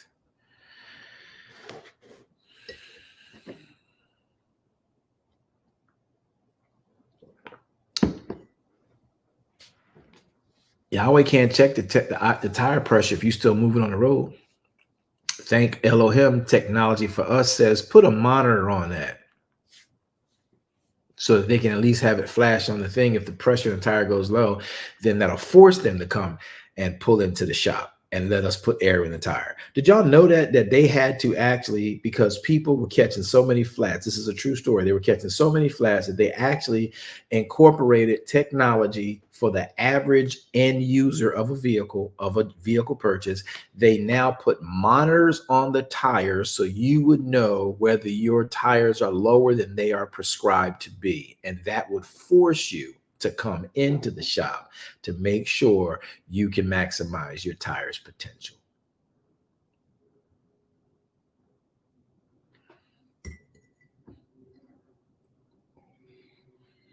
That's something else. So what monitors have Yahweh put on your life to make sure you come crying to the altar? Woo! Did he add a child monitor to you? Because if your baby needs something, you ain't got enough for it, and you're gonna come crying to the altar for him. Yeah. Father. What monitors has he allowed to be connected to your infrastructure so that you would be forced to come and see him? And how many times have you just kept running right by the place talking about, I'll do it later, I'll get it anyway? What types of monitors are in your life that he has to force you? Does he bring a hurricane into the world so that you can say, okay, God, I'm not ready for the hurricane. Please let the storm pass over my house, God. So that's a monitor that make you come and recognize him and come and rest in him. And sometimes if you notice, do you know the interesting thing about all storms? You know the interesting thing I was paying attention to on this last Helena? Everything stops when the storm comes through. Yes, sir. Again, it's an indictment of rest.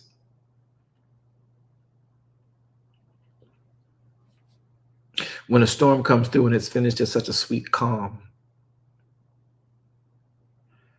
after. So while the world is doing what it's doing, you still are in him resting. What monitors, what controls, what computer chips, console units does he have to put in your life to make you, force me to come to the garage and see the mechanic?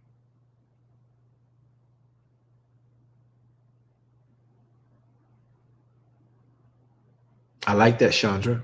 Chandra Lampkin states, maybe physical disability. And those can be avoided if, in fact, you would come in and rest with him. And I've said it oftentimes, and people don't like when I say it, but sometimes Yahweh got to break your foot to fix your head.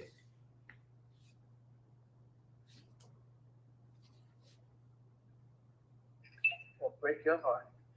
Or break your heart to fix your head.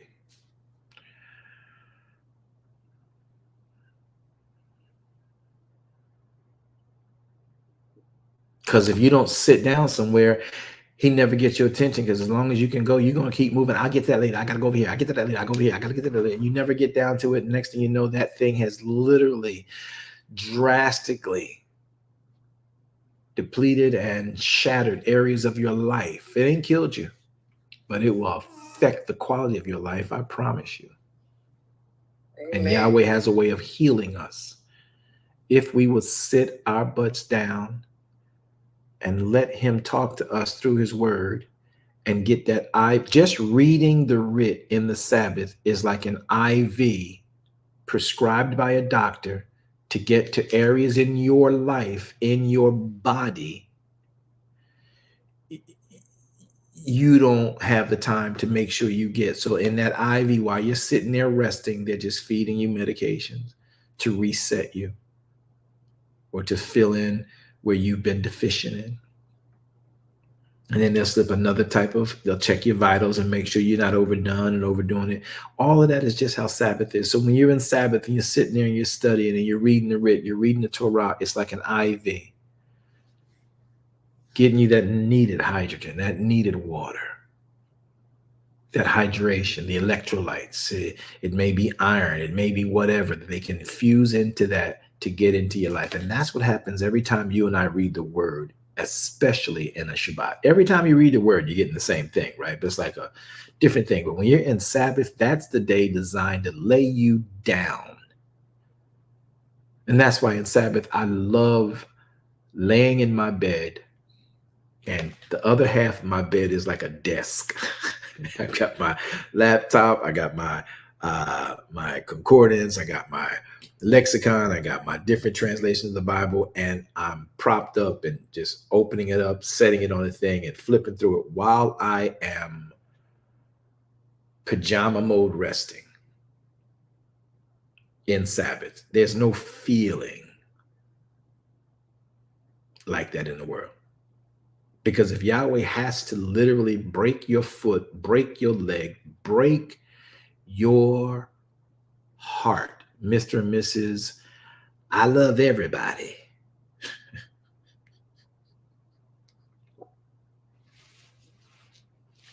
And he's got to break your heart to fix your head. Listen, I don't want Yahweh to have to sit me down. I'd rather humble myself before the mighty hand of Elohim, rather than have his mighty hand humble me. And it's a big difference. It's completely different when you go to a hand that's waiting on you to come, and the hand pets you, massages you. Now, if it's got to humble you, that means it's going to grab you and bring you where it's got to go. It's a whole different experience in that kind of concept. Y'all not going to, it's okay. I thought that was funny, but it's all right. So if his hand has to humble you, you're not going to like that. But if you humble yourself before his mighty hand,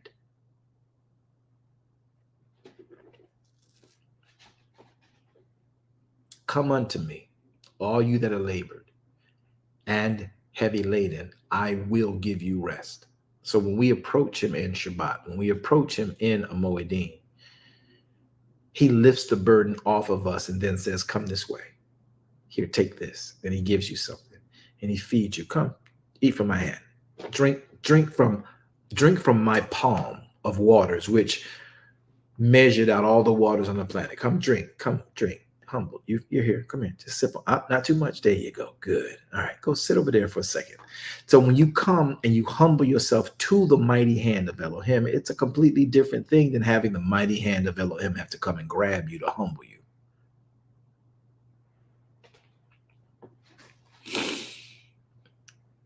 These are the things that we don't oftentimes think about in the course of our days, and we wonder why our hearts are broken. We wonder why our bodies are in bad health. Listen, I'm sorry, it's the truth. Your body, your brain. I have a few physician friends in my life, and my son-in-law is a physician now, and I've got some great nurses. I'm talking about doctorate in nursing friends who keep me abreast of the need for rest.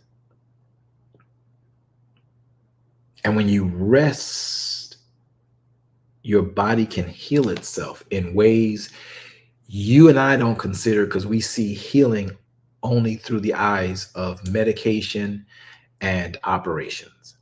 But when your neurology can get lined up, it can affect the readings on your blood pressure, your sugar levels, your whatever, the whole gamut of readings you get from blood, your liver, your kidneys, it gets the neurology working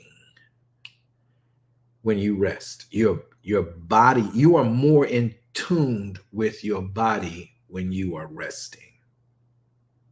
You're out of tune with your body when your eyes are seeing everything it can run to, and you run to it and go there. Sometimes you just need to close your lids and let your mind give you the image of what's going on inside of you or in the world you're in, and cause you to reflect images you've already seen and help prepare necessary movements for where you're headed.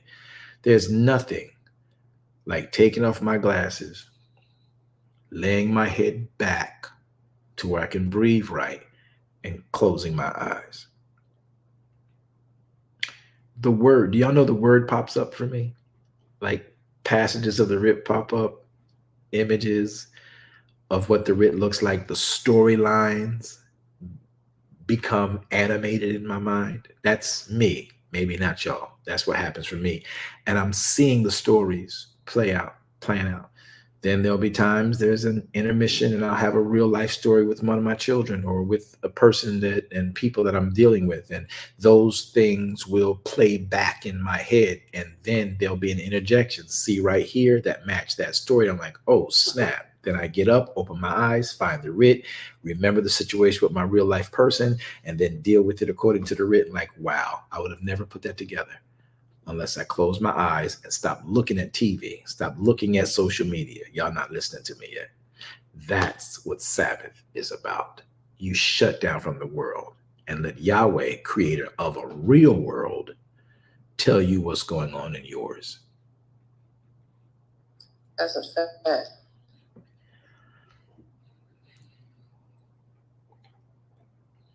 That's the truth. It's different, don't it? Because it's real. And the reason it hits different is because, shoot, you're right. But if you got children, listen, in Sabbath, you got to even put the grandchildren out. I know some of us spoiling grandparents would love to have that, but even in that, if they're going to be rambunctious and running and they can't be brought into your waist or your hip,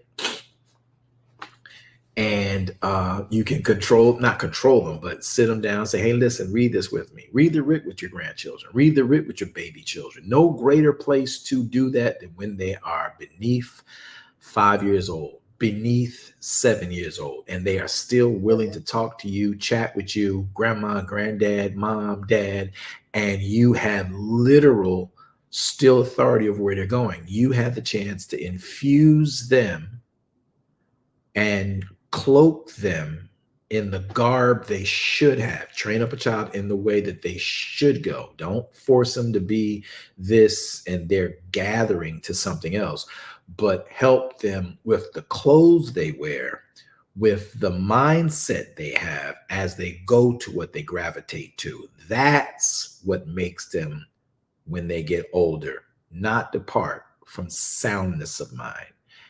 This way they don't end up, because we never took the time. How many of us, man, listen, put our children, I'm a Sesame Street child, so I'm from the 60s to 70s, right? And so Sesame Street, the Cookie Monster, Big Bird, Tom and Jerry, Heckle and Jekyll. We sat and watched television, Ultraman, Speed Racer, Fred Flintstones, and we sat in front of these televisions and we learned a way of human programming. Now, we went to church on Sunday, but that's a different compartmentalization, because every other day, including Sunday, except for those times for church, what we learned there, though deemed sacred, was only for that. But the rest of our days, we learned 80% more stuff from the world than we did from the church. Until we started being drugged to church Sunday afternoon, Sunday night. And if choir didn't go well on Sunday, there was emergency choir rehearsal on Monday. Like, y'all gonna get this right. Embarrass me. Y'all know what I'm talking about. Wednesday night Bible study, Tuesday night prayer service, Thursday night choir rehearsal, Friday night service, Saturday evangelistic campaign, Saturday evangelistic campaign and some auxiliary function, and then Sunday. That whole cycle all over again. When did you rest? When did we rest spiritually? I did not. It sort of kind of hits different when you really stop to think about it, because while you were doing it, you just ran. And many of us today, I was talking to a beloved dear one earlier yesterday, we are on like autopilot, especially those of us who are providers for family and responsible for companies. And I mean, not just one, I'm talking about responsible for a lot of things. I was dragged to Tracy. Exactly. That's why my ear's so big, y'all. You can blame Barbara June Jones for that. I love you, Mom. Don't hurt me. That's why my ears are like that. Come on, boy. Come on, boy. Get on the drums, boy. Go sing the song. Go back there and get them chairs. Go help in the kitchen. I'm trying to tell y'all, Monday, Thursday. Come on, we got to make choir robes.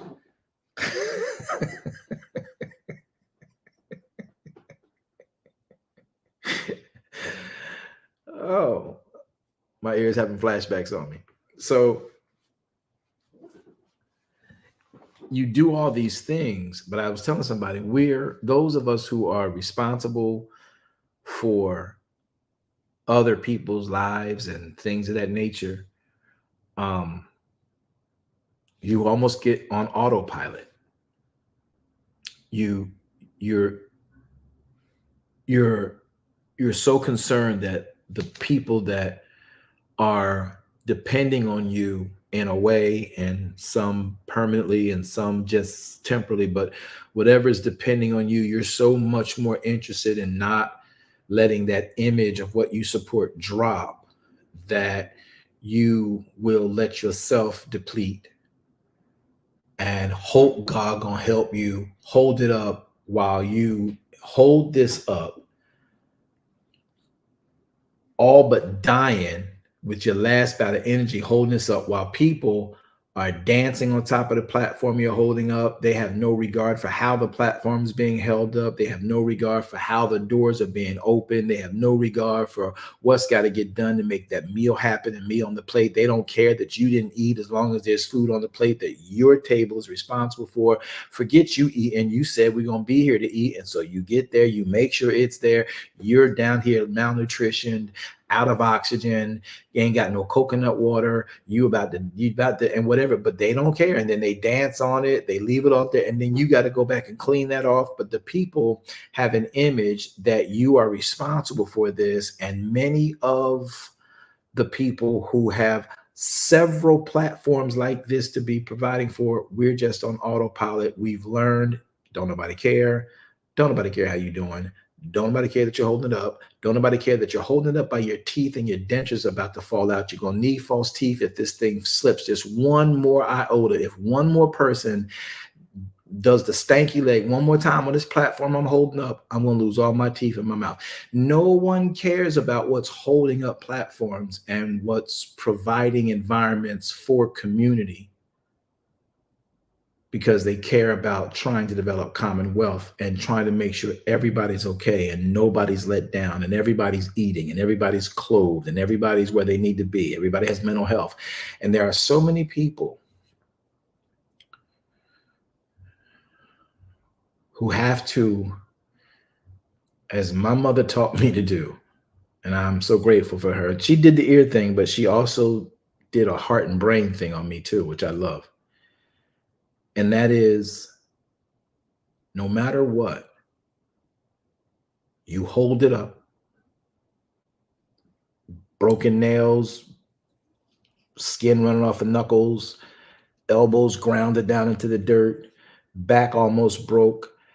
But when it's all over and no one's helped clean up, no one's helped put things back in order, no one's helped to restock, when you get done, shake it off, get on that sidewalk, hold your head up, smile, stick your chest out, put one foot in front of the other, and get to your next task. At some point, it'll work out. And many of us are on that autopilot. And not everybody can do it, because there are a few people that they've done it once. They want the whole world to give them retribution and reciprocity, and everything got to come back to them in reciprocal vein, invasion. But there are some of us, we will go through 101 of those events and never even stop to try and take a break, because it's just expected of us to do it. I'm not talking to nobody, am I? Yes, you are. Absolutely. And, Yes, sir. and that's why Sabbath is so important, because you don't need the reciprocation from man. If you was built for this, Sabbath supplies the abilities for you to continue until Yahweh determines when he's going to bless you. Sabbath is where I draw strength from to keep all the platforms and the lives I'm responsible for going, even when life hits in the most inconvenient way, or we didn't calculate a storm. It's Sabbath that brings all things into a manageable place for my mind to create the things that everybody expected to see and expect to have, and keep those things going until they can come into the knowledge of the God that we serve. Did I just waste your time in that last 4 minutes for that segment? Because there are so many of you right now. That was good. It's confirmation. Truly. There are so many of us that just keep going and we're on auto, and then we also bypass Sabbath. You can't afford to. Too much is resting on you. And you may not have the quantity or the quality of what people like myself have to deal with. But you may have the quantity, or you may have a few, but the quality of them are very, very detrimental. And it's still a weight. Whatever your weight, whatever you're built for, you need Sabbath to help you deal with it. That's what I want us to understand.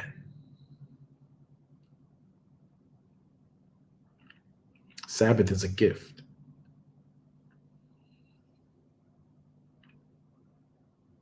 It's weird because in a Shabbat, and you know that there are Moedims, and then you know there are what we call holy days, and then there are the holidays of man in the religious sector that we talk about. And so when you're dealing with the religious sector and all that goes along with that, you got to understand that a holiday is not a holy day. A holy day, you rest. You go to the sanctuary, you read the writ, you get hooked up to an IV. It's like a community IV, but yet nobody gets infected with anybody else's issues and drama. That's a holy day. And then you return home, and you and the family go back into your regularly scheduled Sabbath. But a holiday will make you rip and run, over purchase, waste. And we're complaining about what's funny to me is that we complain about what Yahweh asks us to give by way of contribution, prescribed contribution, prescribed offering. We will complain about the prescribed offerings, right? Y'all pay attention to this part. We will complain about the prescribed offerings, but never once complain about the ad hocness of every other procurement we make setting up for a holiday. But we'll complain because the actual prescribed amount is told you a year before the event on what you need to bring to the event that is a holy day. Whereas the holiday on man's side, you're going to be waiting last minute, under duress, under stress, trying to keep image, keep up what is supposed to be the image you need to carry, and you are ad hocishly picking up everything inside of a line at the register and what's that called? The POS, point of sale, where you're finishing your sale and they've got everything else. Oh, you know what? I need this. Oh, you know what? I need that. Oh, I know I didn't need this. But because you got one receipt that says $50, and then you got one receipt from Elohim that says $300, but then you got one receipt that says 50 and you think you're ready. And then by the time before the event comes, now you got this one receipt of 50, but then you stop along the store to get gas and something else to go along with this. And now that's 10. And then you said, oh, shoot, I forgot to get the hat. And then you go back and that's another $35. And then you need the gas to get there to get that. So that's another thing. So now you got these 15 $50 receipts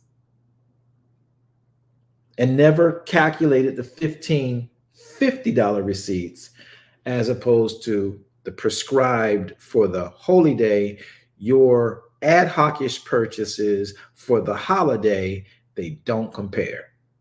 But we'd rather do this, never complain, than do this and say it's controlling and unaffordable. By the time you do 12 times 50, anybody got that math? Somebody did it. I know one of y'all did it. Who did it? Who did the math on 12 times 50? 600. That's about right. So you've actually doubled the holiday experience ad hocishly. And Yahweh asked for 3 prescribed. And you were to plan for it a year in advance, where the holiday changes with trends of fashions and costumes and styles and hairdos and makeups and Tawny Glow over Pancake 20 over what Louis Vuitton, and God forbid you should buy another pair of shoes for the holiday or another belt for the holiday. You're going to be way beyond ad hocishly in your receipts for this holiday of the seats that you missed the seating of what gives you the ability to do that if you want to do that, but you will not complain about this, but throw a hissy fit and leave the church over this. Or leave the fellowship of your Sabbath with Elohim over that. Weird thing. All right. I didn't expect an amen on that, so we're good if you do or you don't. And the stress of it. I despise traffic. Sabbath, the holiday, you got to get up and go out in the traffic and fight stuff. But on the holy day, it's real simple. It's one movement, you're back. Take your shoes off, put your flip-flops back on, walk around your home, get your robe, chill out, grab some tea, some beautiful, some Manischewitz, I don't know, just chill. Now you at the holiday fighting over who made the turkey. I don't know who made the turkey, child. I don't need anybody turkey. Who the greens? You say Clarice made the greens? I don't know. Now you're judging. Okay, the macaroni and cheese. Who made the potato salad? Who made a potato salad? Why is there raisins in the potato salad? I'm just trying to figure it out. Now you're judging and you're judgmental.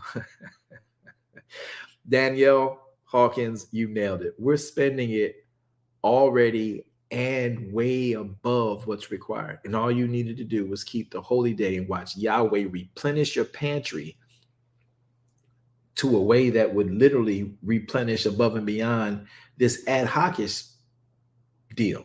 But that's what we got.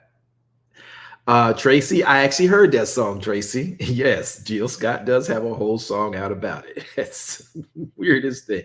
Yeah, Tamoyo, the raisins, bro. They got raisins in Southern style potato salad. Father, I have no understanding. I'm good with the celery. I'm good with the nutmeg. I'm good with the onions diced up real tight now.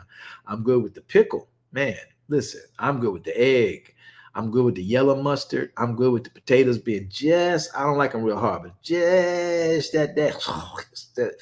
that's the potato. The raisins, who put the raisins in the Southern style? I'm not talking about German potato salad. I'm talking about the Southern style potato salad. I'm not talking about the 3-bean salad. I'm talking about the Southern style potato salad. I'm not talking about the 7-bean salad. I don't mind a raisin over there if it's necessary, as long as it's cooked right. But why are they putting raisins? And now you judging everything. Who ain't made who made the mustards, who made the kale, who made the collards? Child, them collards are so skinny, they so dried out, they sat them in the water too long. Child, they string. You see the string on them? You're not supposed to leave that string in there like that. I'm not eating that stuff right there. But listen, let's stop by Popeyes on the way to the event so we can have eaten there and made our plates very appetizerish, and it would look like we participated in the event. But we're gonna get this. We're gonna get this 29-piece chicken piece over here before we get there. And don't get nothing on your shirt, all right? Don't get nothing on your garments. We're gonna eat that chicken before we get to the event.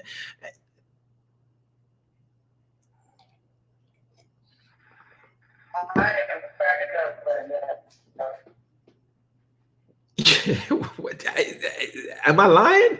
Am I the only one who's can confess that? I mean, we are in the days of introspection right now. We're in the days of Yamim Nareem. We are supposed to take it and check ourselves. We do way too much. I promise you. We really do. And now ain't no mamas in the kitchen. Oh, Tracy, you took the words out of my mouth. And ain't no mothers in the kitchen like they used to be in the kitchen teaching the young folk how to cook, because everybody on TikTok and doing everything else, and these babies can't cook. They can't cook.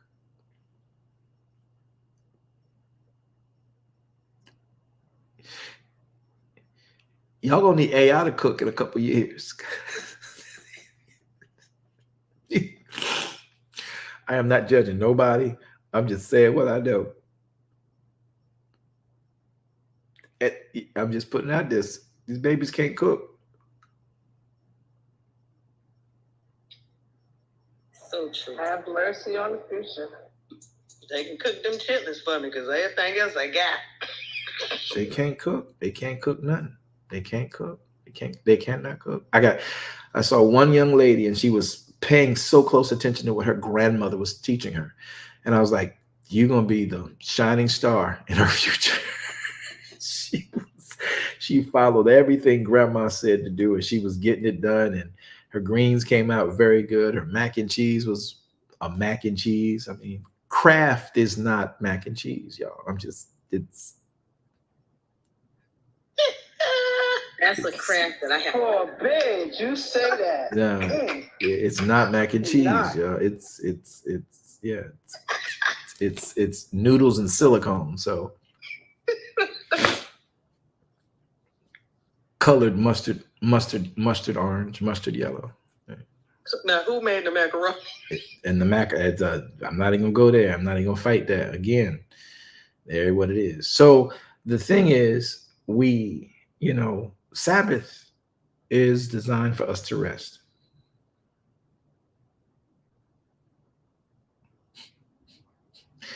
Yeah, people. Tracy said something. She said we had to teach a baby what roux was the other day. You don't know how.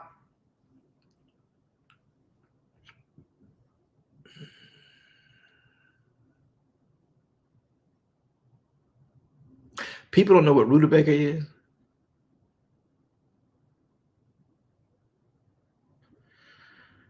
I know somebody don't even know what a beet is. I am not judging. I'm in introspection. I'm just trying to make sure I know what I got to do coming out of introspection to be better about teaching our young people what they need to know. Santana. Nope. We're not going in that vein. Nope. Not going to comment on this section right here. No, we not. But I can hear your thought already. I'm not going. I got a whole bunch of. We ain't doing them.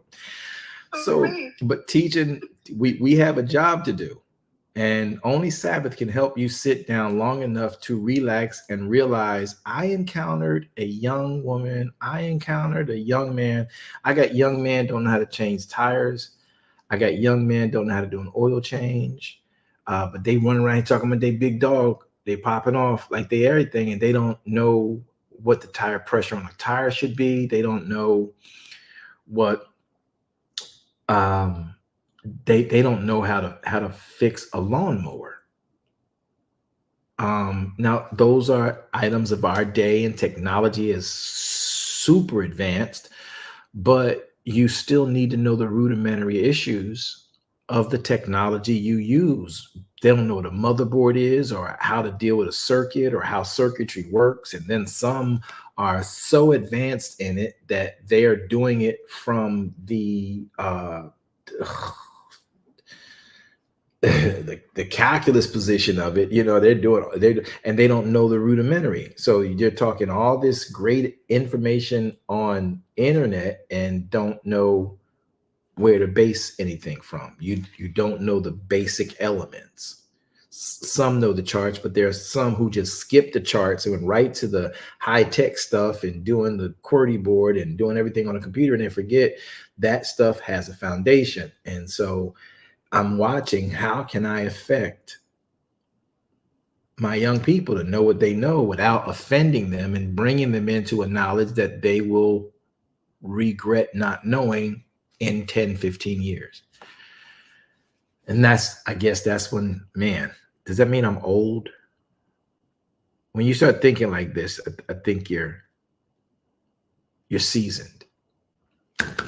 Thank you, Yahweh. See, he won't even let me talk bad about myself. Forget all the gray hair I see. Old and matured is two different things. Seasoned. There you go. All right. So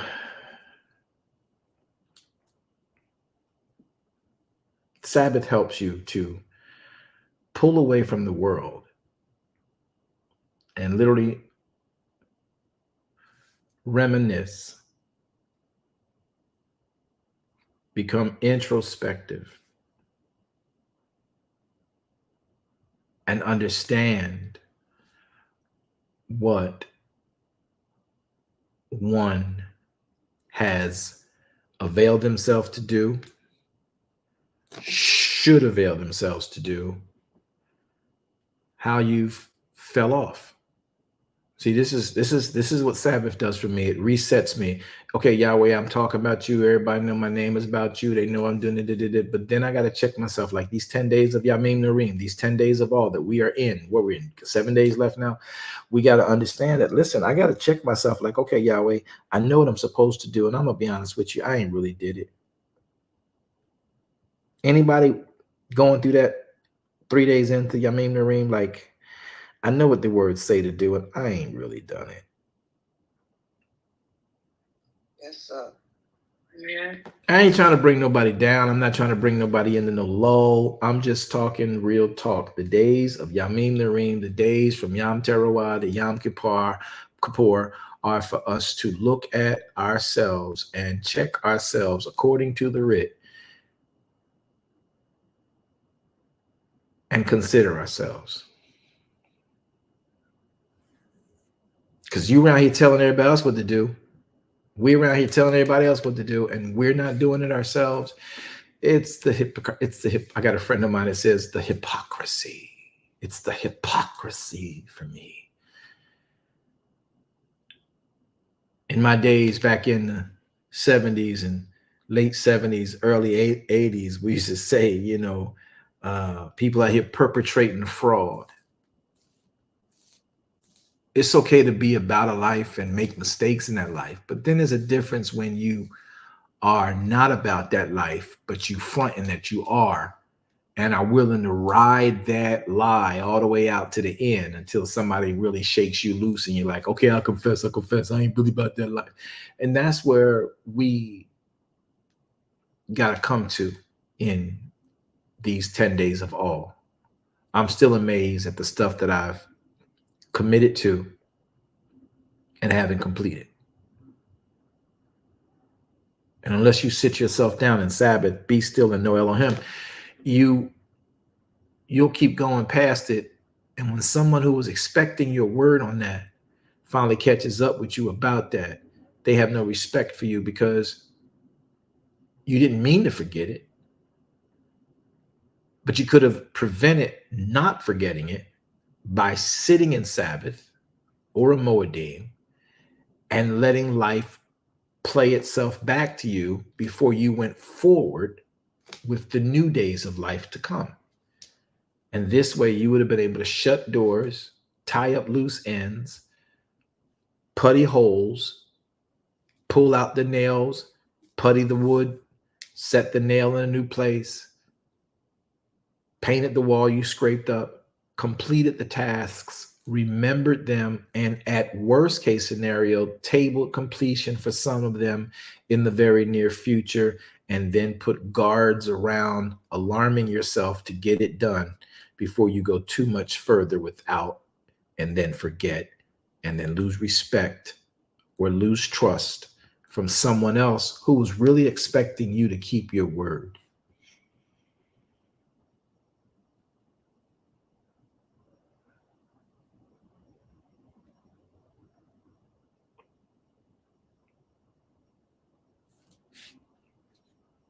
Yeah, that's some good truth right there. The hypocrisy. And don't call me a liar. Okay. Hypocrite. Don't call me a hypocrite. Okay.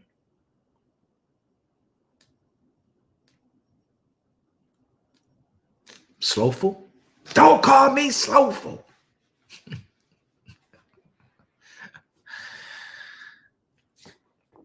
Only thing you ain't been called is late for dinner. You get there on time. And that's what these 10 days of awe are about. Checking ourselves. I'm not judging any of you. The stories I'm telling y'all about are me. Okay, just so y'all know. You judging people. No. Except the raisins in the potato salad. That ain't me. Now, I have talked about some people's greens. I have done it. Okay, don't get me started.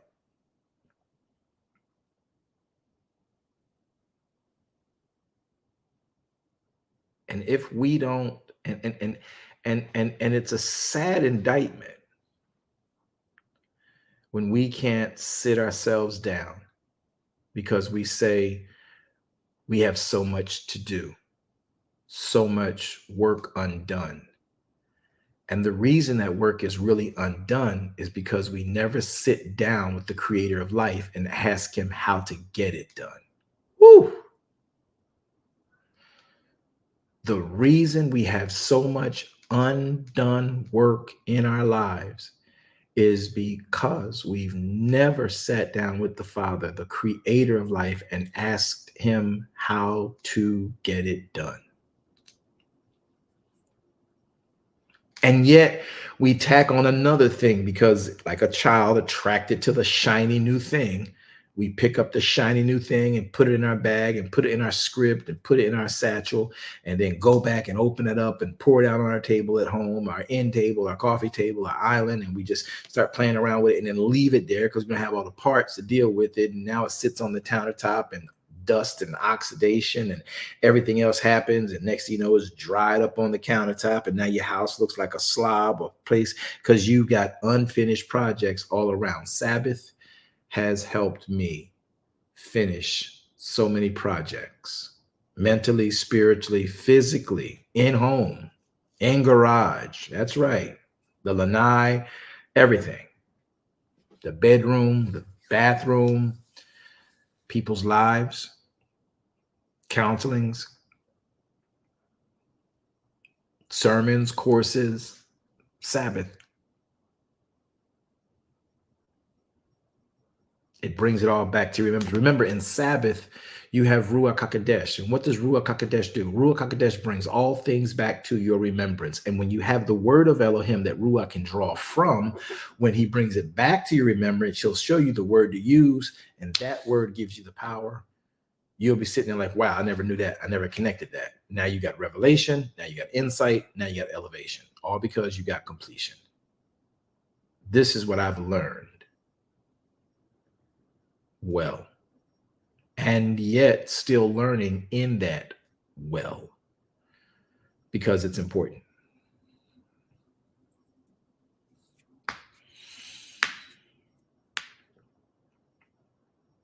You can't help anybody on this planet if you are not rested and the best you can be. Yahweh put the day of rest as the first prescription to man right after he made humanity.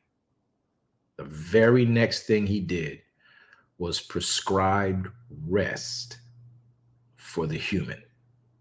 Called it day 7.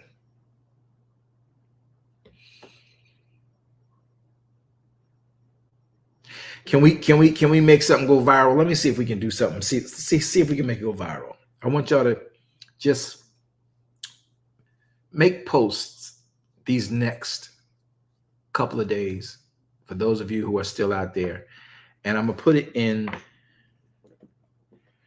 inside of the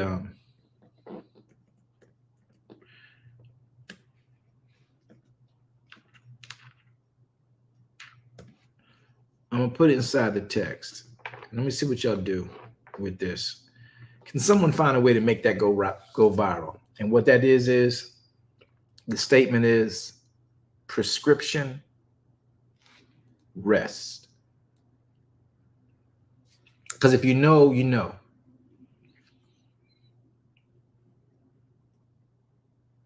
And it's weird because when I have rest and I'm away from, because anything and everything can cause turbulence, can cause trauma, can cause issues and struggles into your life.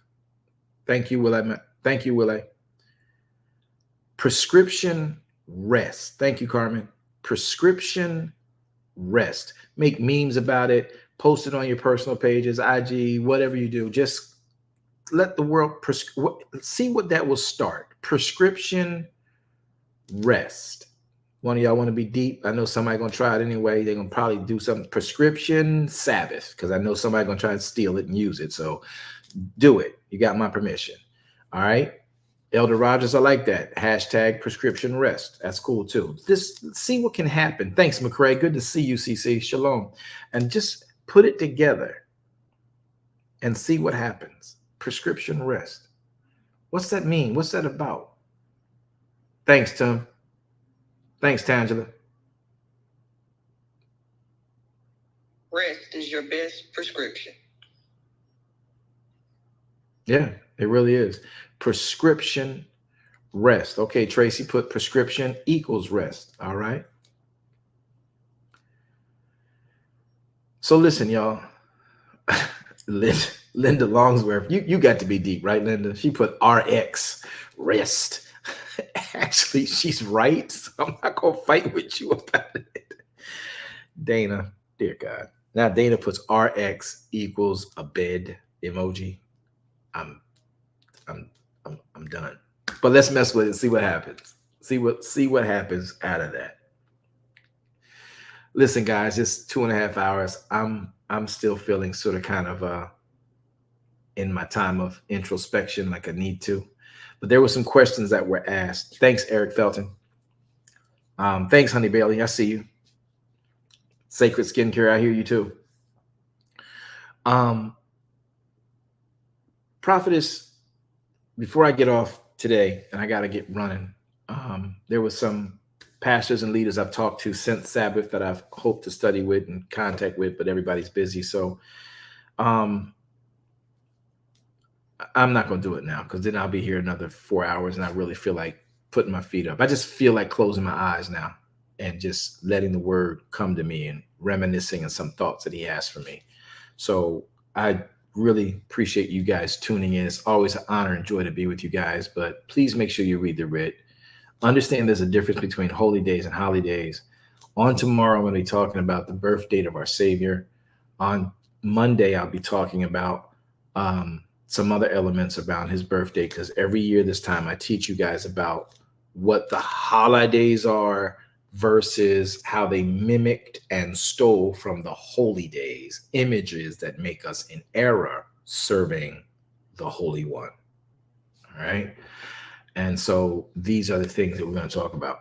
I had some thoughts and questions and that came over online, but if they've not been asked, I'm not going to push them and force them. And I really do feel like going and closing my eyes and My batteries are getting low anyway. Been doing for 2.5 hours. So I'm hoping we can all get together again. Hope to see you tomorrow at 10:30 a.m. Eastern Standard Time on the Daras Kingdom Ministries. If you're in Clubhouse, go to the Clubhouse room called Daras Kingdom Ministries. I'm gonna hold off on it because I'm yes, I was gonna say I can wait. Oh, thank you, Prophetess. I really appreciate that. I do want you to raise that question. I think the benefit will greatly affect the great. It will be a great benefit to all who hear that question, that particular question. There's some other pastors too. I really hope to hear from, and would hope they would raise those thoughts and questions that they've had, so we can talk about them on the platform, where others can hear it in archive or in live time. It's the greatest way to know. If you don't ask questions, you can't understand. If you don't ask questions, you're never going to understand. Because if you think you know without vetting it in places that have been where you think you're going and they've been there a long time, you have to ask questions. And if you don't ask questions, then you're going to be thinking you know it all, and that's a bad journey to take. There's a safer route to take. So I'm gonna let you guys go. I'm gonna go get me some rest. Get you some rest. Take your Bibles, take your word. If you're still in your Sabbath, West Coast, I know you guys still are. Just grab your book, grab your word, get yourself ready. Just keep your head in a place where you're thinking on your life and how his word affects it and can guide it. That's the joy and the fun of it all. So that's where we have it. I'm gonna leave you guys with that. I'm gonna say good night to most of you, and I'm gonna speak Shabbat Shalom over all of your lives. And I hope to see you tomorrow for Daras Kingdom Ministries. Those of you who are citizens of this Kingdom Post and VWJ Ministries, I want you to tune in, because tomorrow I'm going to teach you how to explain the birth of Yeshua in a way no one will ever contend with you, and you'll always be able to properly explain it without vitriol, without anger. All right? So be here for that teaching. Yes, I'm going to be in the lab tomorrow, so I have chalkboards, erase boards up, showing you things and giving you timelines and giving you information that will help you if you choose to see it helpful. All right. And don't forget, Yom Kippur is coming up very, very, very soon, October the 11th. You want to be ready for that. I need my tiles ready for Yom Kippur now. Don't forget that you do have responsibilities with Yom Kippur. For those of you who did not get your responsibilities and your compliance is straight for Yom Teruah, don't be that person. Don't be that person who amen to the concept, amen to the principles, and then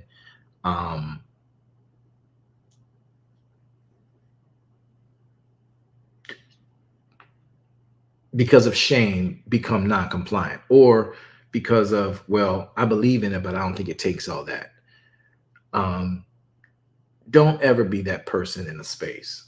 Make sure you've complied with what the instructions are to the best of your knowledge, because you can't fool Elohim. You can barely fool people who are seasoned enough in him to know what you're doing and how you're doing it. Let us not be. I'm doing everything in my power right now to make sure that I am not that hypocrite. And that's what these days of introspection are about. So make sure you get your compliance.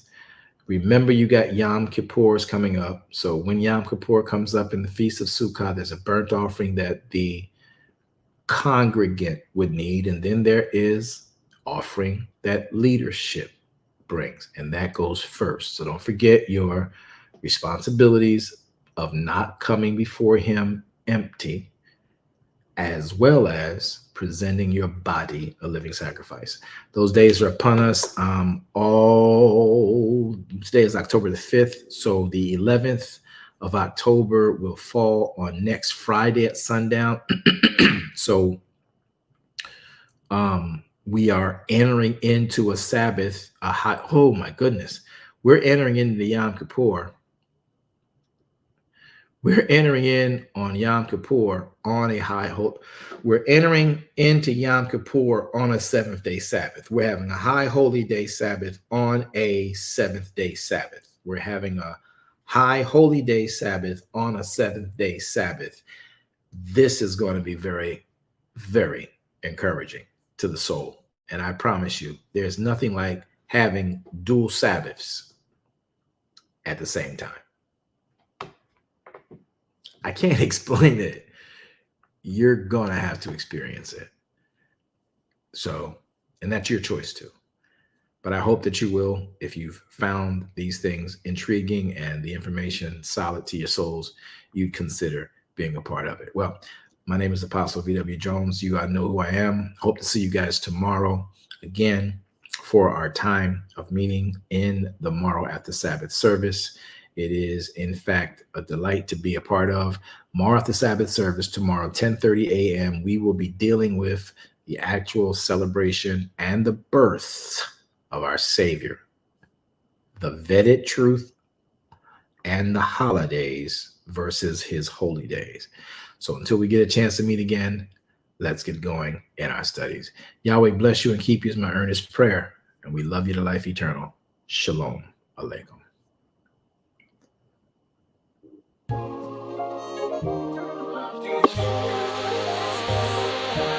Let's talk kingdom.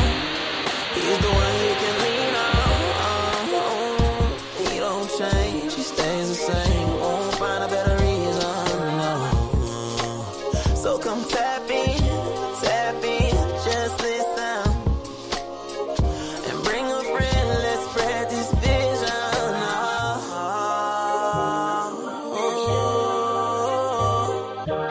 Let's talk kingdom. He's the one you can lean on. He don't change, he stays the same. Won't find a better reason, no. So come tap in, just listen. And bring a friend, let's spread this vision.